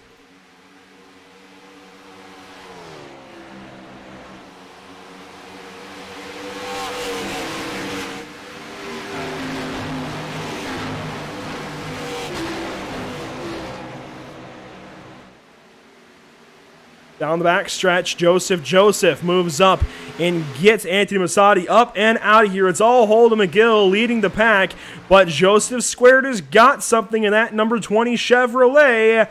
He could have a fight here for a Holden McGill pretty soon. Taylor Butcher Benjamin, he's back in the fight, although he's moved back now to the 5th position, side by side with Carmichael and Huntley. They'll fight through for maybe contact, maybe not. You could not have fit many sheets of paper between them. I think maybe in the range of, I don't know, a stack. But boy, that was close out of the corner. That's what I love about Indianapolis. Even when the racing kind of drops off, as soon as you put 2 cars around another, things get close, and they get close quick. That's really close. That was contact. Yeah, a little too close there between the two, and Huntley's going to be the loser out of that situation. Stephen Parrott now looks to see if he can take advantage of Noah Carmichael back up front. Holden McGill now has to fend off Joseph. Merrick Watchorn reinserts himself into the mix as well, along with Logan Hamilton hanging on to this top 6 half dozen breakaway. We know Joseph is definitely looking for back-to-back wins tonight, and Watchorn was taken out early in the last race, so he's definitely wanting to make a redemption here, as we see Holden McGill keeping the lead here. To complete lap number 56, boy, Carmichael's got his hands full with last season's champion. They were tangoing down the front stretch just a little bit. You saw that movement further back as they exited turn number 4. Parrott starts to fall off, and eyes turn then back up to race leader Holden McGill. And let's reiterate the championship implications out of this evening as a caution flag flies. Kyle Green with trouble out of turn 1. Turn 1 seemingly the trouble spot for these drivers once again, and it makes sense. That is, one of the highest. That is the highest, speed you reach on this track is on that entry to turn 1. It happens ahead of him, actually. Who was that? And he just never lifted. Man. There's a lot to unpack here. Like, it looked like 2 or 3 different incidents for this caution. Yeah, we saw at least 3 cars have some sort of contact there. Obviously, the initial car got into the wall, and then we saw him. He didn't lift there and collected another car with him. So Stefan Purcell initially gets into the wall, ricochets into Brett Fisher, and more happens. And that more is what I want to get a look at. Kyle Green is going to be the culprit here. Now, personally, after the very hectic, very chaotic, whatever you want to call Daytona to open the season, I can't help but notice that it is the same car that came into one of those incidents late. We'll see if maybe we can figure out what he was reading in all of this. And Kyle Green, I mean, there's smoke, and he still dives in between Flores and Franks. Obviously, and actually Franks that Daytona race winner. Obviously, it's a split-second decision. It's tough to break down and criticize frame by frame because obviously, well, we're not the ones holding the wheel. And again, that happens split second, but I do got to question that one a little bit. Yeah, I don't disagree. And again, like you said, we can look at the replay and say, oh, driver could have done this over and over again. But at the same time, you can't necessarily see exactly what's happening like Franks and Flores, who may have been able to see the incident happening, and they check up. Kyle Green's behind them, though. Yeah, you can see the smoke. You don't know where the car is going. There's a lot of different factors to consider. Again, you should always be checking up if there's any sort. Oh my goodness, we've got a spin under yellow. That is no, this is the one car. Taylor Butcher Benjamin, I think, has just had a problem coming into the pit lane. It's Taylor. It is Taylor with a problem trying to pit, it looks like, and boy, he has been the most unlucky driver I have ever seen on iRacing. That includes myself. I don't know when this guy is ever going to catch a break. Something's always got to happen to him, and apparently this is what happens to him this evening. What happens? Oh, Logan!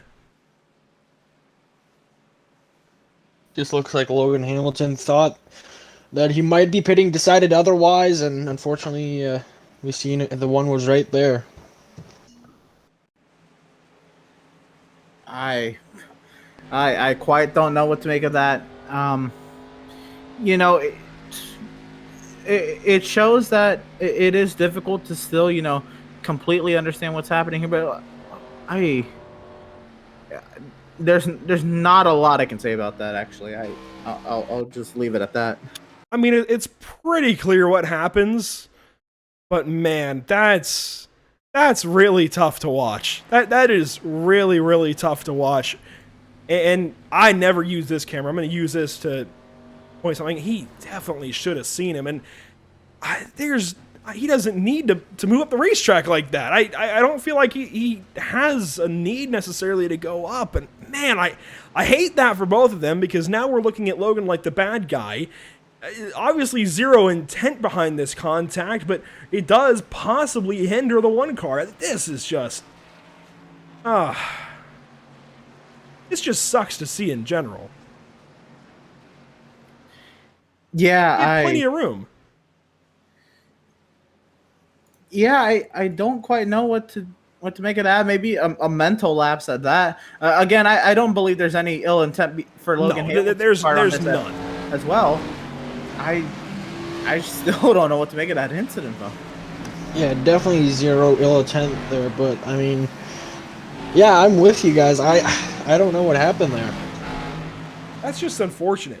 Really, really unfortunate in so many ways. And I certainly don't want the idea that anyone gets from that it to be that we just think he's a bad guy. By all means,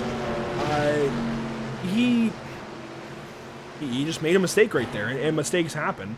But golly, that's just unfortunate. I don't know any other way to put it. Now, I do want to take this opportunity to look at the one car and see if he's got any extra damage out of it. If not, I mean, bygones are bygones, but we'll have to wait for Taylor to come around our camera and get a decent look at the back end of the one car. In fact, actually, we can take, this onboard from Noah Carmichael, possibly maybe even Logan Hamilton. I mean, there's some damage right there. It's light, but it's enough, especially with such an aero-dependent racetrack, Emerson, that it could make a difference. I just don't know. Obviously, we'll find out on this restart. He's lined up 4th. He's got enough air around him. I don't think it'll change the handling of the car any. I mean, it's so hard to say if there will or won't be an effect. You see the quarter panels buckled a little bit. I think he got out of that pretty nicely, given the circumstances, given what could have happened, obviously, with the entire field coming at him, trying to make it into the pit lane. But that's just painful to watch for Logan, or not for Logan, for Taylor. I mean, everything, it seems like, has gone wrong this season, and the night where things started to go completely right, he won stage 1. He can't even escape Indianapolis. But time will tell. He could have just gotten that bad luck out of the way a little bit early. And as the stream takes a little bit of a hiccup, we're back. We're good. We're going to follow along, and green flag comes back out.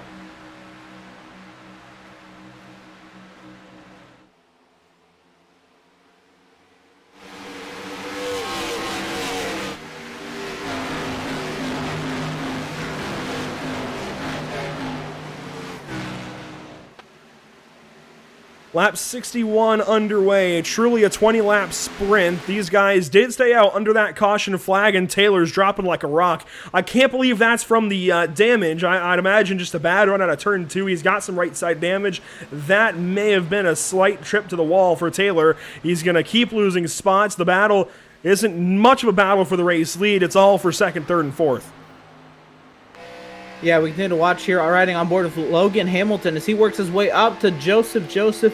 Not to imagine maybe Taylor Whitcher Benjamin, maybe it's not a speed impactful damage or a handling impactful damage that might have caused him to have whatever happened to him in turn 2. How about this dive for Logan Hamilton trying to get to the inside of Joseph? Joseph gets a better exit. Yeah, Joseph definitely got the better exit there. As they come out of turns 2, still a little bit. Joseph's going to gain a little bit of time on Logan Hamilton here. Not terribly much, but it is a little bit, and every second counts here. Down the backstretch they'll go, and they'll fight down to turn number 3. Side by side is Noah Carmichael on the inside of Sean Deal on the 44, way up the racetrack, way out of the groove. But Noah gives him an opportunity to gather that car up, and they fight to turn number 4. Sean's maybe going to have him cleared. He's cleared there, but the run from the 03, he gets in behind the 44, and he will sit back in line and play nice, at least for a straightaway. Let's also talk about this guy, Nate Brooker, riding around just outside the top 5, as well as the guy right in front of him, Grant Peterson, back into 5th spot. These guys, Grant's on a recovery drive after that huge accident out of turn number 2. That fast repair is certainly doing its best this evening for him, but Nate's just got a good run so far this evening, up to 6th. I didn't expect I didn't expect Indianapolis to be the racetrack where he had a run like this, but clearly it's working out for him. Well, you know what? First, I want to say, how many laps ago was it that Grant Peterson got his lucky dog? Because he moved up quick. But I also want to, shout out to Nate Brooker. Last week at Auto Club, he also showed some pace as well. So maybe these high-speed ovals may be Nate Brooker's little niche here, and can try to make some hay here at Indianapolis here. Look, just outside the top 5, following Grant Peterson. Not a bad car to follow. Those top 4 look gone, but Nate Brooker can still salvage something out of today's race. Yeah, he definitely can, and the way he's been working his way up, he definitely could be make it up to this pack. It's just going to be a matter of how good he can get that draft there. Snaking back down the backstretch at the Indianapolis Motor Speedway, of course, the very historic, very famous, world-renowned 2.5-mile super speedway. It's hosting a plethora of events throughout the month of May, as per usual. Glad we can say the month of May as usual, as opposed to last year in 2020. Glad that's getting closer and closer to behind us, but still some work to do, I'd say, but we're getting close. As wow, Brooker and Deal, they battle at turn 4. Eyes still staying up front because of the possible implications these battles could have. I'm just glad that we've got racing back at Indy in the month of May. Romain Grosjean making the switch from Formula One, of course, with Haas to IndyCar. Went out and got pole earlier at this speedway. Well, the road course, anyways, with the IndyCar series. I'm just glad we've got Indianapolis in May. I'm glad that the L-TAC Cup Series is here in May. Everything feels right. As a race fan, I couldn't agree more. I think what would make this month any better would be the Monaco Grand Prix right back on Memorial Day Sunday. But other than that, the month of May is here in full swing. And what a time to be alive if you're a race fan, man. You got all the best racing series heading up all these amazing venues, like NASCAR going to COTA as well. Like, just such a diverse schedule here in May, and along with the classics. Yeah, definitely going to be a fun month to watch for motorsport fans. A lot happening, and a lot of good tracks, and a lot of good events happening. A move right there. There we go. Some words mixing themselves, but Joseph up ahead of Anthony Massotti. And if anybody wants to go up there and beat those two drivers, that's what it's going to take, is getting at least somebody between the 21 and the 49.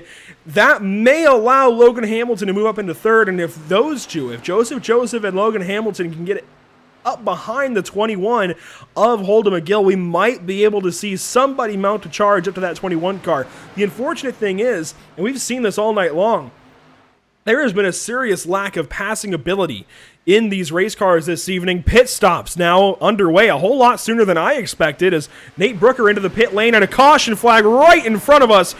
Carmichael, buddy, what are you doing? Race cars aren't built to go backwards, but it looks like Carmichael's might be. That is a long stroll down the front straightaway. Didn't get to a point where he's clear to field. Now he's going to jackknife and try to spin this baby back around. I like the J-turn. Find out what happened. Did Nate Brooker make it on the pit entry, or was that even on purpose? We'll have to see a lot here on this replay. But imagine if he did make it the pit entry. Yeah, I think he definitely got some help here being turned.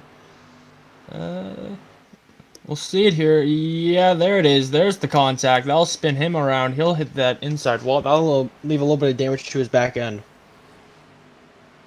That was Carmichael getting turned. That was Colin Stone who made contact, just for clarification.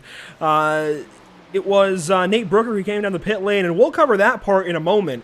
Let's cover this incident one more time. Nate Brooker pits ahead of them, and Colin Stone just gets to the inside of Noah Carmichael. And, I mean, he just moves up the racetrack. I mean, that's just the same as Logan Hamilton under caution, and I think it's equally inexcusable. Yeah. But mistakes happen. Mistakes happen. I will say absolutely. But you got to strive not to have that at 200 mile an hour. Absolutely. That time, I think that could be more, on the spotter or something to a sense, but you still have to know exactly where your car is placed. Now, we'll see where Nate Brooker ends up, where everybody cycles out here. Is he coming back down? No, he's coming. Oh, no, this is the replay. I'm sorry. You're going to see the accident happen behind him here in slow motion. Watch the pit road lights. You'll see it. Yellow, green right there as he goes by. Wait on it. Red's going to come much later on. There's Red. He is absolutely in the pit lane. I don't know if he took service or not. Let's watch. Let's actually watch through. This is important. This could change the race in so many ways. So we will keep with Nate Brooker and see if he takes service. If he does, boy, a lot's about to change, and we could have a 3-car at the top. I'm noticing in timing and scoring, he is not at the top. He takes service here. It must not have worked out for him. Although I think pit lane is just now opening up. Now we'll see him roll back through. Yeah, he's high speed. He's hightailing it down the front straightaway right now as people are taking service. We're going to see here on the pit lane. It might work. He's moving up. It might work. Oh, my goodness. I think that just worked there for him perfectly there. Nate Brooker is going to have the race lead. Lap 69. Pit stops underway at Indianapolis Motor Speedway. Oh, this race just cannot get any more interesting, can it? Left side's up for everybody. Everybody wants 4 tires. This will be the money stop. Joseph, he'll exit second, but it's all Holden McGill up front. But that 3 car, he's got full service. He's going to have a heck of a machine on this restart. This is going to be fun. Oh boy, and I just mentioned he likes to thrive on these high-speed ovals. What can he do with clean air? If he can get clear on this restart, and that 3 car in clean air, boy, we might see something special here. Yeah, I think Nate Brooker unintentionally played that perfectly there. That caution definitely just helped him a bunch, and I mean a bunch there. What do you say we go ahead and talk to him? Emerson, I'm just going to hand him your way. You called this guy out as somebody to watch. Nate Brooker's headed your way. Absolutely. Nate Brooker, I've been saying you, it seems like you like to thrive on these high-speed ovals, but this is a little something. How about that timing? Oh. Hold on. Sorry, am I in the broadcast? Yes, you are. Oh, my apologies. I'm listening to you guys, and I've got loads of people talking to me. Yeah, like I went into the pits at the most perfect time I think I've ever done. I got through as they wrecked next to me, and I thought I'm going to take all tires. And yeah, I thought I'll take all tires, take all fuel, and hopefully I'll make my way to the front and see where it goes. And it's worked out perfectly. Now, relatively equal footing to the rest of the field here. With 10 laps to go on this incoming restart, do you have what it takes? Yeah, I believe I do.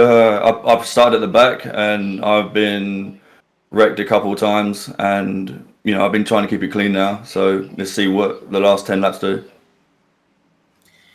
Absolutely, and now I've kind of mentioned it on broadcast, the high-speed oval thing. But do you agree with that? Do you think the big 2.5 mile ovals are kind of your thing, or how do you feel about that? I think it's just depending on the track. I have some really good tracks. I have some really bad tracks, and they're all. It doesn't matter if it's the half mile, the real fast super speedways or what. Just there are some tracks I can just get on well with, and some tracks I really struggle with. Hey, fair enough. Who do you got to shout out leading some laps here in Indianapolis? Definitely got to shout out Sean's wife for letting him race tonight, and pretty much the whole team, B&H, and the whole L-TAC guys to actually allow this Friday thing to happen with you all. Hey, man, absolutely. Well, best luck to you on this restart, driver. It's going to be a lot of fun to watch you here. We'll leave you back to it. Thank you very much. That is current race leader, driver of the number 3, Nate Brooker. He's going to be lining up alongside point leader Holden McGill with 10 laps to go, Andrew. And we are getting that restart perfectly at 10 laps left in this race. 7/8 out of the way, 1/8 left to go of 80 laps. 10 laps now the distance. Forget everything you've seen so far this evening. All of it resets for this restart right here. Nate Brooker, race leader. Holden McGill outside. A whole lot's going to happen. They're all on new tires. We'll race down to turn number 1.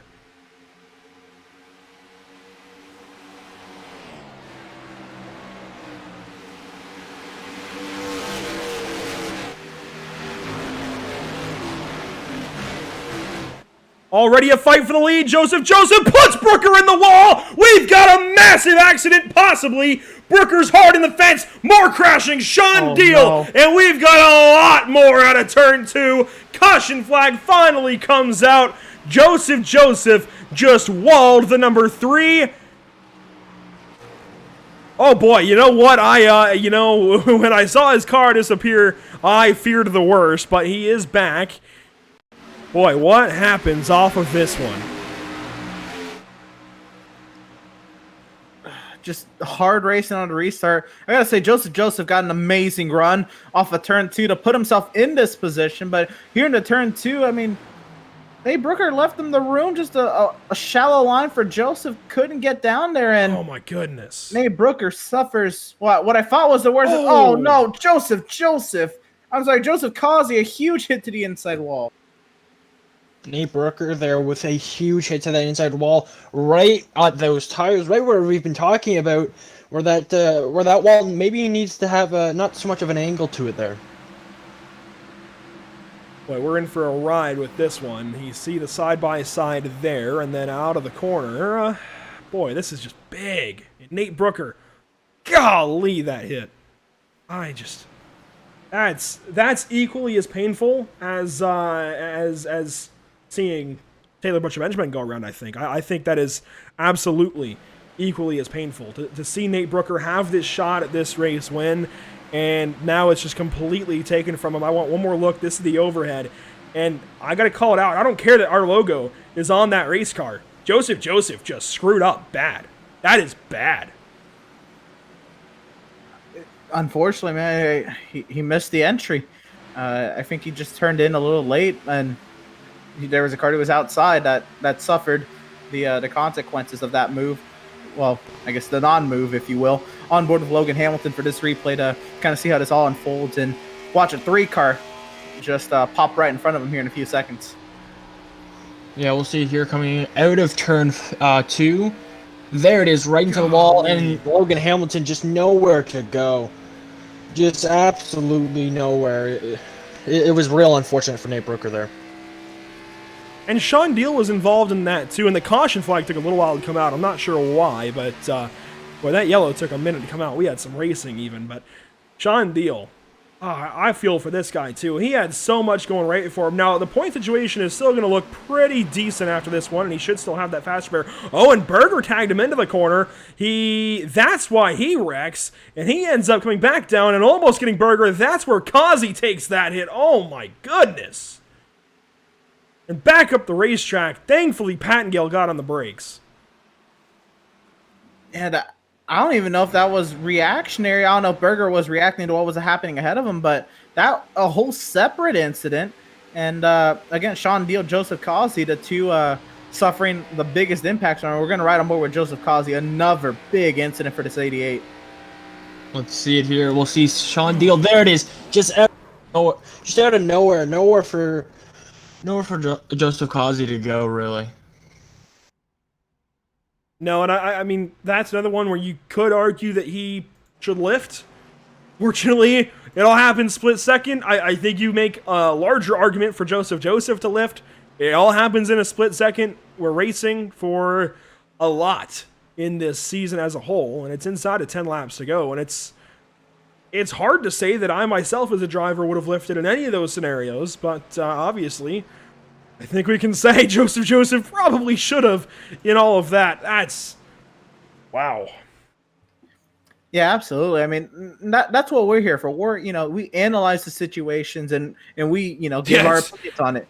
We can say for sure afterwards that's a big one. He should have lifted. Absolutely. And then at the same time, I can see where Joseph was coming from. It's inside 10 laps to go with a chance for the lead. He makes a mistake, yes, but, going for the lead in the final stage of the race, keep your foot in it is in his mindset. I can totally agree with that as well. Like you said, you don't know if as a racer if you would have lifted in those situations as well. I can totally, see that from Joseph. Nonetheless, we're going to just re-rack him with what's left of this field and go again. Yeah, especially there with that 10-lap shootout. Everyone knows once that green flag comes out, that's your prime time to get some spots on here. Once these cars, get out and are single file, once that happens, really no positions will be gained. So we will re-rack them, restack them, try it all over again. We're going to have 6 laps to go on this restart. Notice the 43 is suddenly up into the fray of things. Look at the 1 car. He's back in this. Joseph blinks down the backstretch, and that incident is left to stand. One thing that I do actually like about L-TAC race control, versus a lot of other race controls anyways, is they let these incidents sit. Let the race play out. I think in these scenarios, a no call is better than a bad call, for sure. Let Joseph continue to race for that race lead and the race win. And if something needs to be handled later on, they'll handle it. They review these races. They put a lot of effort in. I like that so much more than I think just hastily trying to make a call reactionary to an incident. This is the way it should be left. I very much, Nolan, I know you're watching, very much. Thumbs up, approve of this. And we're going to let these guys continue to fight it out. We'll see how this one goes, and we'll wait for Barney the Flagman to wave that green silk one more time. Hopefully the last time, honestly. No offense to anybody else, but I think this race, I'd like to see this one play out. 6 laps to go.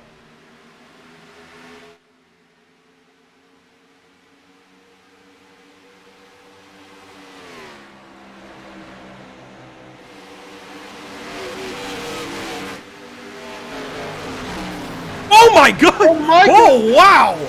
Wow. That's Grant Peterson. No caution yet. There it is. Oh, I couldn't help but react. That's a first. And Hamilton, he's got no front end, but that could have been from the earlier incident. Oh my gosh. What a camera. We'll go on board with Grant Peterson. That was just a perfect view. He gets up alongside of Taylor Butcher Benjamin, and oh my. Wow. Huge hit right there. Completely, the front of the car is gone. There's nothing left of it. I have to see, you know, what exactly happened there on the corner exit. We'll get, you know, this whole replay from the restart. But I want to see, you know, who, you know, could have lifted here. Was it...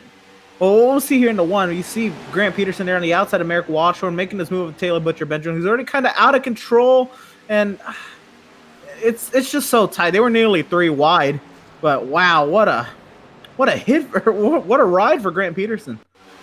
That's the first time I've seen a car do it quite like that since probably, if I had to guess, I would say Casey Kane at Bristol. That's, wow. We'll take another look back here. And you know what? I got to be honest. I don't think either one of them did anything wrong, of course. Taylor ran his line out of the corner. Grant put his car there, and then he came off the wall a little bit. I mean, you can argue that that's what he did wrong, but wow, that's obviously a wide view of what happens there. But I want to get, of course, more looks at this because this is really, really important for these drivers. For Taylor especially, who's had such a fantastic night. Grant, who's had a fantastic night, drives back up after a massive incident out of turn number 2. I mean, you know what, may as well take his onboard again. Grant's going to get a run, and I can't blame him for sticking with this run. He sees a gap on the outside, he goes for it. Ayrton Senna would have done the same thing, of course. He goes up there, he comes off the wall a tiny bit, there's contact. I mean, it's the slimmest of gaps for sure that you ever could put a full-body stock car in, but he did, and then they just ran out of room. And that's much less egregious for sure than moving up or moving down into somebody. They just didn't have a whole lot of room. I don't know what else to say about that one. It's unfortunate. Yeah, absolutely. And, you know, for Taylor Butcher Benjamin, you know, he's running his line off the corner, and then Grant Peterson just gets a run. You know, this all happened so fast. You know, if Benjamin was going to give him the room, it would have been a little late anyway. Just, you know, so fast how Grant Peterson's run there, and just, wow, skateboarding on that safer barrier. Yeah, we've seen he got that run off the corner, and I mean, he couldn't go down with the run because he had a car below him, and his only option was really go high and try and get that gap. I mean, yeah, if it's 20 laps ago, I think we gotta call Grant Peterson out on that one because he should have lifted. But that's 20 laps ago. 5 laps to go, well, 6 laps to go on a restart. I can't blame him for shooting the gap. He's got a possibility to move up in front of him. He's got to take it, given his position in the points as well. I think that's a move you've got to take. And, excuse me, let's also take a look at these point standings again. He comes in a position where he's actually pretty volatile. He can easily drop behind Jack B. Ryan. Well, not necessarily Jack B. Ryan. He didn't show this evening, but he can drop behind Anthony Massotti, and likely will, let's be honest. He can even drop behind Brett Fisher if things go bad enough. Frank Flores won't be too far behind. So if he has 3 bad weeks, he's in trouble. If he has 2, he's close. If he has 1, well, that's tonight. He's got to execute the rest of the way. Yeah, absolutely. I mean, we're oh so close to that playoff cut line. The intensity is going to ramp up amongst, you know, the midfield in these points as well. And, you know, like we've seen with Sean do, here's the, you know, the schedule here, at least into the playoffs here. Phoenix and Charlotte, I mean, what a way to end the round. You go to, you know, a flat short track there at Phoenix, and then Charlotte Motor Speedway, you know, a mile and a half out there. But that can be a little tricky as well with how narrow it gets, you know, off of turn 4 as well. Quite the challenge in the playoffs. Watkins Glen, Talladega, North Wilkesboro. What a trio to start a championship run. Crazy schedule at that for the L-TAC Cup Series in these next 5 races. And that's not even all of round 1 here, Andrew Jarvis. To add on to that for the first round, race number 4 of playoff round 1 is at Twin Ring Motegi on the Oval. That's going to be interesting. Yeah, it definitely will be interesting. It's gonna be a fun race though. And then for the final few races, we'll see. For the final round, we'll see a good batch of races as well. Lap 78 of 80, we will not use a green-white checkered attempt, although it will effectively be a green-white checkered this time through. We will take the green on lap 79, the white on lap 80, and then the checkers when they complete it, if they complete it. And with the way this race has gone these last 10, 15 laps, it's hard to say what's going to happen. I certainly would not be a betting man on this race. I know Eric Brennan likes to be. I know he's watching this evening. Eric, if you want to tell us in our chat, you can tell us, but it's going to be a hard one to bet on. Coming to a restart. 2 laps to go. Effectively a green-white checkered. Joseph in control. Holding Gill outside, and let's do it all over again.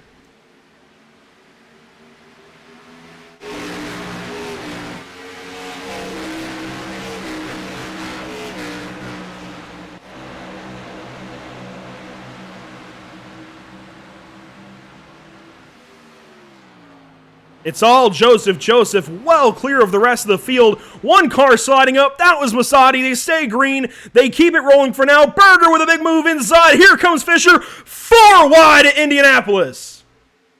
And it's time to go. Coming around you. Can they make it to the white? They make it to the white. That's it. So you got to put yourself in the right position. How about this? Colin Stone trying to get second from point leader, holding McGill. He's got the line in the turn 4. Merrick Watchorn there in 4th, holding McGill. He's keeping the power around the outside, though.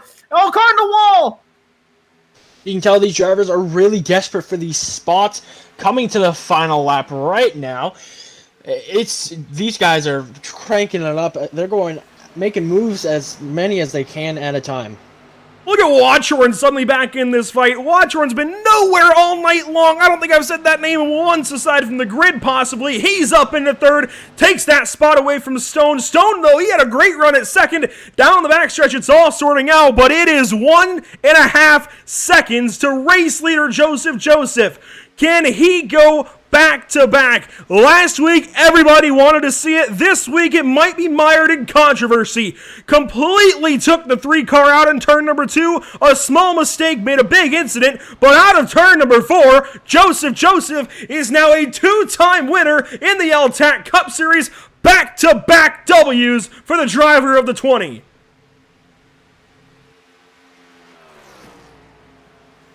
What a run for Joseph, and a run to the checkered flag behind was just as crazy. Colin Stone had his shot at the podium. He'll come home 4th. But, I mean, what a run for Stone and Brett Fisher, a top 5. With how wild that finish was, man. You know, how everything shakes out. These points are going to be very interesting to look at coming into Phoenix. Yeah, we even seen Benjamin get back up there. Oh, Joseph hits the wall after the race. Off the bumper of Holden McGill. See what happened. Hard to say if that's out of retaliation or if that's out of congratulation. I know those are 2 very different things, but we've seen this happen before where it's not intentional that somebody gets turned, but it is intentional that they hit them. That doesn't look like an intentional move out of anger. That just looks like trying to congratulate Joseph at 150 miles an hour. And unfortunately, when you bump bumpers like that, it doesn't always go correctly. Yeah, if he would have kept it pinned, that would have been one thing, but he slowed down trying to get to that bumper. He wasn't trying to wreck him. That's just, that was crazy. After the checkers, you see the race winner going around. Yeah, we had more go on. This is going to be, a Carmichael. I don't know if this is out of malintent or if this is more just kind of messing around after the race. But Stefan Purcell, boy, he was on a that does not look good. And Stefan Purcell, he's in a position where he's got to get all the points he can. I don't know how race control is going to treat that, but that's clear intent, I would say. That hopefully for Purcell's sake, nothing comes out of it. But boy, I guess we'll find out. But up at the front, Joseph has just burned things down, and we will take things away. We will step aside, and we'll be right back to you in just a few with post-race coverage from the Indianapolis Motor Speedway. Joseph, out of nowhere, can we call him the new closer? Gets it done at Indianapolis Motor Speedway. 2 wins in 2 weeks. He's in mid-season form. Maybe he can make a championship run after all. Number 20 gets it done, and we'll be talking to him and others momentarily.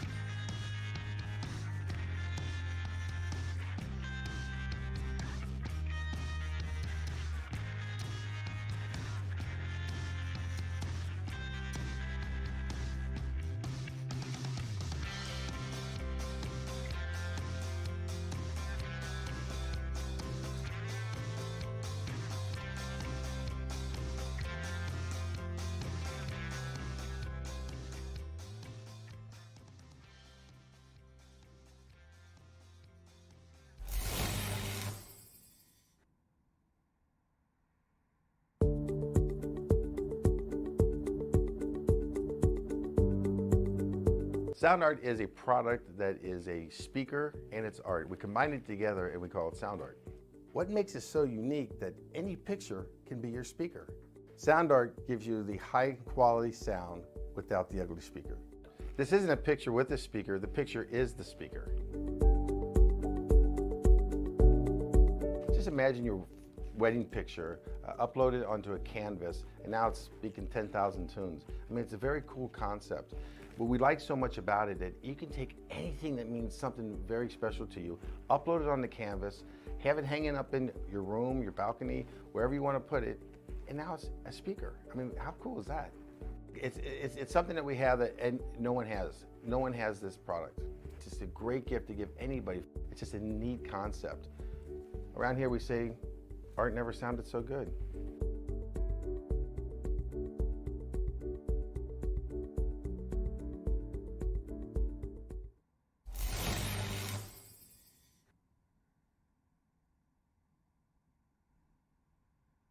After months of quarantine, we're all interested in how we can become our best self. The team at Permanent Makeup and Cryo is here to help you get the flawless makeup look every day without the extra effort or time. When it comes to your appearance, you deserve the best care that money can buy.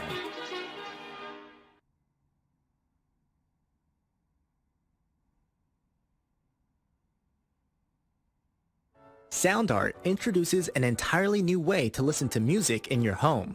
By combining the best of 2 products, a revolutionary high-fidelity, low-profile Bluetooth wireless speaker with beautiful artwork. Select from a library of artwork or upload your own photos to personalize your experience. Sound Art ushers in an era of invisible, beautiful, and amazing sound throughout your home and redefines your entire entertainment system. The need to reclaim your floor space and rid your home of unsightly speaker boxes that need to be bolted to the wall is now a thing of the past. Our canvas is printed on high-quality permalite by Breathing Color. And select from our gallery or upload your own. Standard sizes include 16 by 20 and 18 by 24 canvas wrapped. Custom sizing is available, as well as surround sound options.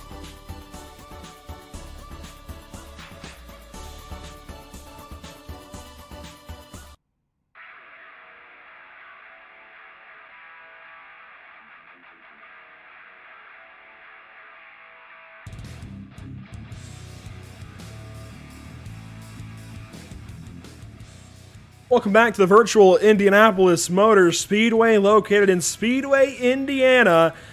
This track is definitely within a neighborhood. It's not so far away from the town of Speedway and then the city of Indianapolis, and boy is it home to amazing racing. Stock cars, they aren't always your first thought when you think of a fantastic car to race in Indianapolis. Of course, everybody thinks of Indy cars, but boy, did the L-TAC Cup Series put on a show this evening. I don't think anybody can dispute that. And up at the front was the guy that, well, you know, definitely some people will be a little bit, I think, they'll definitely try to dispute the race win a tiny bit. But Joseph, back-to-back weeks. It took you so long to win a race, and suddenly the floodgates are open. Yeah, it feels good to win again, but it sucks for the number 3 team. Kind of drove them in the fence. You know, you're getting right to the question we all want to ask and we all want answered. What happened on that restart? I don't know. I got a really good jump on the restart. I timed it really well, and I was trying to go for it on the inside. I got to his inside in turn 2, and I just plowed, and I was trying to like drag the brake and kind of slid up into him. It was not intentional at all, but it happens. I feel bad. And of course, we can do a whole lot of inferring from the tower. We can watch all kinds of things to get an idea of what's going on for you guys on the racetrack. But without asking you guys, we never get a great idea of exactly what the balance is like in those race cars. What was the balance like overall tonight? And was anything different on that last restart? And you guys were on old tires. And of course, the racetrack had cooled down a little bit with all the caution flags. Was anything different from the rest of the race? Well, I think it's just that I had clean air, because throughout the whole race, if you're in like dirty air, like if you're right behind someone, you just plow. So you just need someone to like slightly slide up from the bottom and like give you like half the, like your nose clean air, and you could really turn the car. So like when I got full clean air, I was able to just like pull away completely. So well, all of that behind, you get a race win, 10 laps led. It works out. You lead the laps that matter. How does this change the season? I mean, obviously, you've always been right there with Holden, but these couple of wins, these have to start at some momentum. And even if you don't have that incident with Nate, say you raced it out, you still finish second, you finish second, or even you still win, it's still a lot of great momentum just coming in here and showing up and doing so great again. We've got some big speedways on the way. In general, how does the 20 car feel for the championship? I feel like I can definitely compete. I'm kind of nervous for like the final round though. I feel like I can make it to like the final like 6, I think it is, but like that couple of races aren't going to be the most determining, because it's Daytona, Iowa, and Darlington. So those are some difficult tracks and like different styles. You know, Daytona's a super speedway. Anything can happen there. Iowa's a short track. Anything can happen there too. And Darlington's Darlington. So it's going to be difficult, but I think we can make a good championship run. Well, regardless, you pick up a second race win all of a sudden. Trey Patton, I don't know if you're watching this evening, but buddy, ease your heart out. This guy goes to victory lane 2 weeks in a row. Congratulations, Joseph. Who do you have to thank? Who do you have to shout out this evening? Yes, shout out to you guys, Pit Stop TV, you know, Tucson Sound Art. Shout out to Holden. You know, he was trying to congratulate me on the backstretch, but he accidentally turned me. But it's all good and fun. You know, thank out the racers, everyone. It was a pretty good race, honestly. it was difficult and very tight racing. Sorry, apologies to Nate again. It was not my intention, but yeah. Well, buddy, you get things done regardless this evening. Congratulations on another race win. Looking for many more. There's still a whole lot of racing left. Go ahead and get them next week. We'll see you then. Thank you. That's what Joseph has to say about the evening. We'll move things down to second place finisher Holden McGill. And this should be a good one as well, Emerson. Yeah, absolutely. We're standing by with our second place finisher and point leader Holden McGill. You could say a good points day, Holden, but did you have anything for Joseph there at the end? Well, I would have if the 3 hadn't bounced off the wall and knocked me out. After that, I was just limping it to the finish line. I wouldn't have had anything for him, even if I could have gotten to him. Well, the 21 car, it ran up front a lot today, had 36 laps led today. Was this a track you were looking forward to, or is this just kind of business as usual for Holden McGill?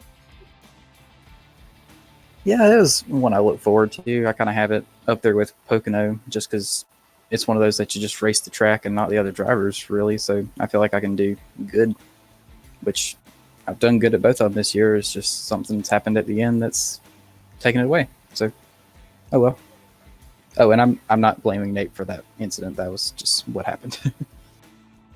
Fair enough. There on the back straightaway after the checkers, was that an attempted congratulatory a bump there on the back with Joseph? That was meant to be congratulations. I'm ticked I came in second, and then I accidentally wrecked it.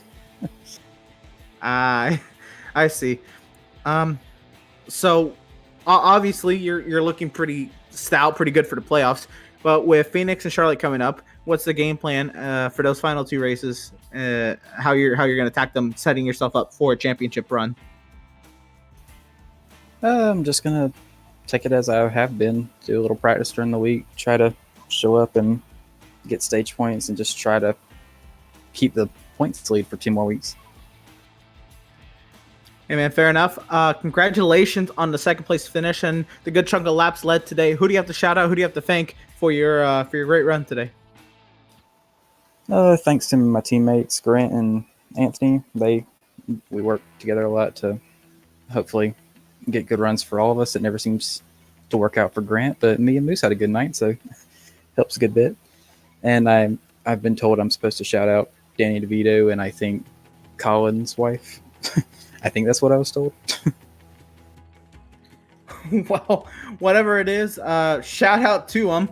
Congratulations on your second place finish. A great run today once again, and best of luck to you next week at Phoenix.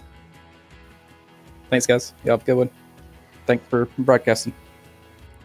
Absolutely. That's our second place finisher, Holden McGill. Again, that driver number 21 looked pretty sporty today, just not able to get the job done there at the end. Send it over to Andrew Jarvis, standing by with our third place finisher, Merrick Watchhorn. And in third place tonight, we have Merrick Watchhorn. Merrick Watchhorn, obviously we seen you at the beginning of the race have a little bit of bad luck. So my first question to you will be, what did you have to do to get back up to obviously a podium finish third, and how did you accomplish that? I had to focus back in. I got caught speeding on pit road by a mile over. So early on, I had to focus on just trying to control the flow of how the race was going. I mean, car was fast all night long. It was just I was having some issues on the long runs where it just felt like the wheel was just turning off going into the corners when I was behind people. I had to back off the corner like I did at Auto Club a lot. I don't know if it's just the new update to iRacing and whatnot, but it was just throwing me off. But I just had to refocus, recenter myself, just keep my head in the game. It's like, all right, this is going to be our mulligan for the race, and just keep on pushing through. And coming out third is awesome. I wish we could have raced Joseph at the end there. And I was trying to get to Holden to push him, but Holden thought I was trying to pass him. So one of those racing deals, man. Obviously, off the final caution, we saw some great fights. You mind going through the last lap? Obviously, some great fights there as well. Yeah, so I was actually trying to stay behind Colin as much as I could, and kept telling Colin over the mic, just keep pushing Holden, stay behind Holden, because if we can get back to the backstretch and get all that speed down the front stretch, we can potentially catch him on the back. But he said he had damage on the right front, and he was just pushing. So it just came down to the fact that it was just between Holden and I, but Joseph had enough speed and run down the front and backstretch that it didn't matter. It was just a race between me and Holden. But it's a shame. I mean, we were pretty fast all night, but just gonna take that one for the mulligans and just focus up for next week's race. Speaking of next week's race, how are you feeling about next week's race and the week after that? I'm just. I don't know what's wrong with these. It's not the setups. I think it's just the update. The car just feels like I have a dead zone when I'm trying to turn left or I'm behind someone. I don't. So I'm gonna have to really just practice more and just focus on that. I'm having I don't know if I'm having wheel issues. There's an update to my wheel, but honestly, I'm trying to figure out what I can do at this point. I'm just hoping if I can stay inside the top 4 for points at this point. I'm hoping for a good podium finish. Just focus on points damage and just keep my head in the game at this point. I'm going to give you the spotlight, Watcher. Is there anyone you'd like to shout out? Any friends, family, or sponsors?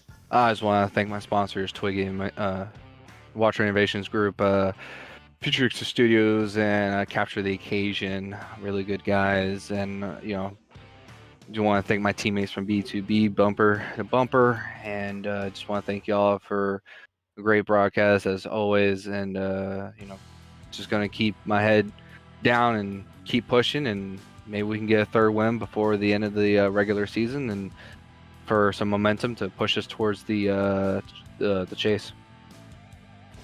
Well, it's a great race tonight, and that was our third place Watchhorn. Eric Watchorn gets another fantastic finish this evening. Of course, a couple of markers short maybe of where he would have liked to have finished, but still a pretty good one there for the driver of the 91. With 80 laps out of the way, we take a look at our unofficial currently race results. Joseph. Well, he's Joseph squared. Now he's got wins squared. Can we say that? I guess it's a pretty bad joke, but I think it works. Wins squared for the 20 car this evening. 1.8 seconds over Holden McGill when it was all said and done. Of course, this one, everybody's going to have opinions about. Is he right? Is he wrong? What happened on that restart? Of course, it's pretty clear. I mean, it's pretty hard to defend. He just got tight, and mistakes do happen. But, man, that was a killer, almost literally, for Nate Brooker, and that was a big, big accident. And I'm sure, again, many people will have many opinions about it. But, hey, he's the race winner. We'll let you know on Facebook, Twitter, Instagram if anything comes of that. But Holden McGill finishes second place. We talked to Eric Watchhorn as well. Colin Stone, he finishes 4th this evening. Brett Fisher grabs the top 5. Those two guys getting top 5s. That's a feel-good story of the evening. Anthony Masadi, he holds on for 6th. Jeremy Berger for 7th. And, I mean, it's not too bad, all things considered. But the kind of letdown story of the evening has got to be Taylor Butcher Benjamin. He hangs on to a top 10, 8th place, but oh, what could have been as he actually tied across the... I've actually not seen it go down to the 1,000th place before. Ties with Stephen Parrott for the 8th position, but Taylor gets that 8th spot, which is good for points for him, and Noah Carmichael will round out our top 10. So comeback drives all across the top 10, Emerson. Yeah, absolutely. Surviving the mayhem there in the final stages of the race.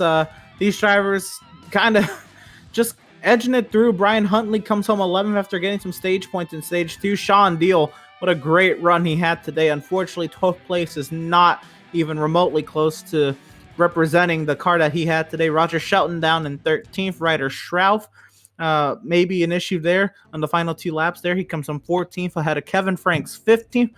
Stephen Purcell, 16th. Robert Pattengale, 17th. Logan Hamilton will round out the drivers on the lead lap. And that absolutely destroyed number 12 car on one of those restart accidents. Frank Flores, 19th, 4 laps down. And Grant Peterson will come home 20th, 5 down. And in 21st, we'll have the 6 of Richard Springer. Obviously, he had an unfortunate night getting caught up in a bunch of the wrecks. The 3 of Nate Brooker on the final restart, coming in 22nd. On the final restart, he had that unfortunate incident with Joseph Causey, again, the 88 coming in 23rd. Again, another unfortunate event played out and plagued him tonight. Kyle Green coming 24th in the 76. Again, he didn't finish many laps of the race, which is he unfortunately got taken out in the last little bit of the race. Some unfortunate events plagued him as well. All 4 of these drivers getting plagued by unfortunate events tonight. I will say it's pretty impressive that 23rd place was only 10 laps down. Kyle Green a little more down, but still, these guys stayed in the race for a long time, which is impressive given some of those big incidents. So a big shout out goes to all of the drivers in that respect. Before we do a roundtable and some final thoughts, I want to remind everybody these broadcasts would not be possible without guys like Tucson Sound Art. Well, partners like Tucson Sound Art anyhow.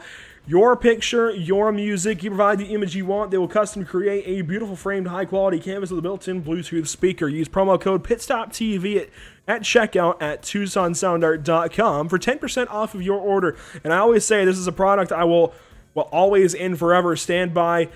It's a fantastic device that they give you. It's really easy to put up on the wall. Father's Day is around the corner. Plenty of other reasons throughout the year, even just to make note of a memorable event. I know I'll be headed to a wedding later this year. That would be a fantastic use for it. I know Eric Brennan, he's got a wedding coming up. That would be a fantastic use for it, by all means. Tucson Sound Art is where you want to go if you want to immortalize any moment of your life, anything, and it sounds great too. These broadcasts always brought to you by Race Pays Setups. Have you ever wanted to have a real-world race engineer on speed dial? I have a secret for you. Now you can. He's called Tyler Campbell with Race Pace, a driver development service and setup shop all in one.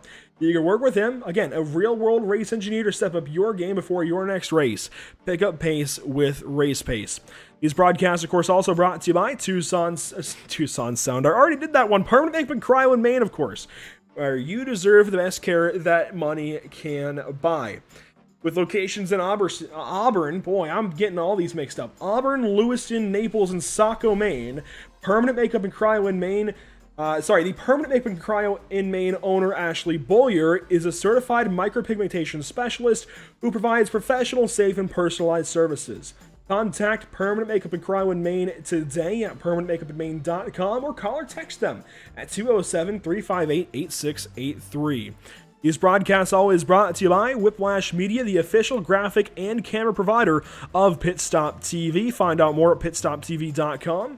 And, of course, by BAM Racing Videos, by a race fan for the racing community. Well, that's it, boys. 80 laps done and dusted, came down to a green-white checkered finish, even though we stayed within the advertised race distance. A whole lot to talk about and a whole lot to continue forming this championship battle.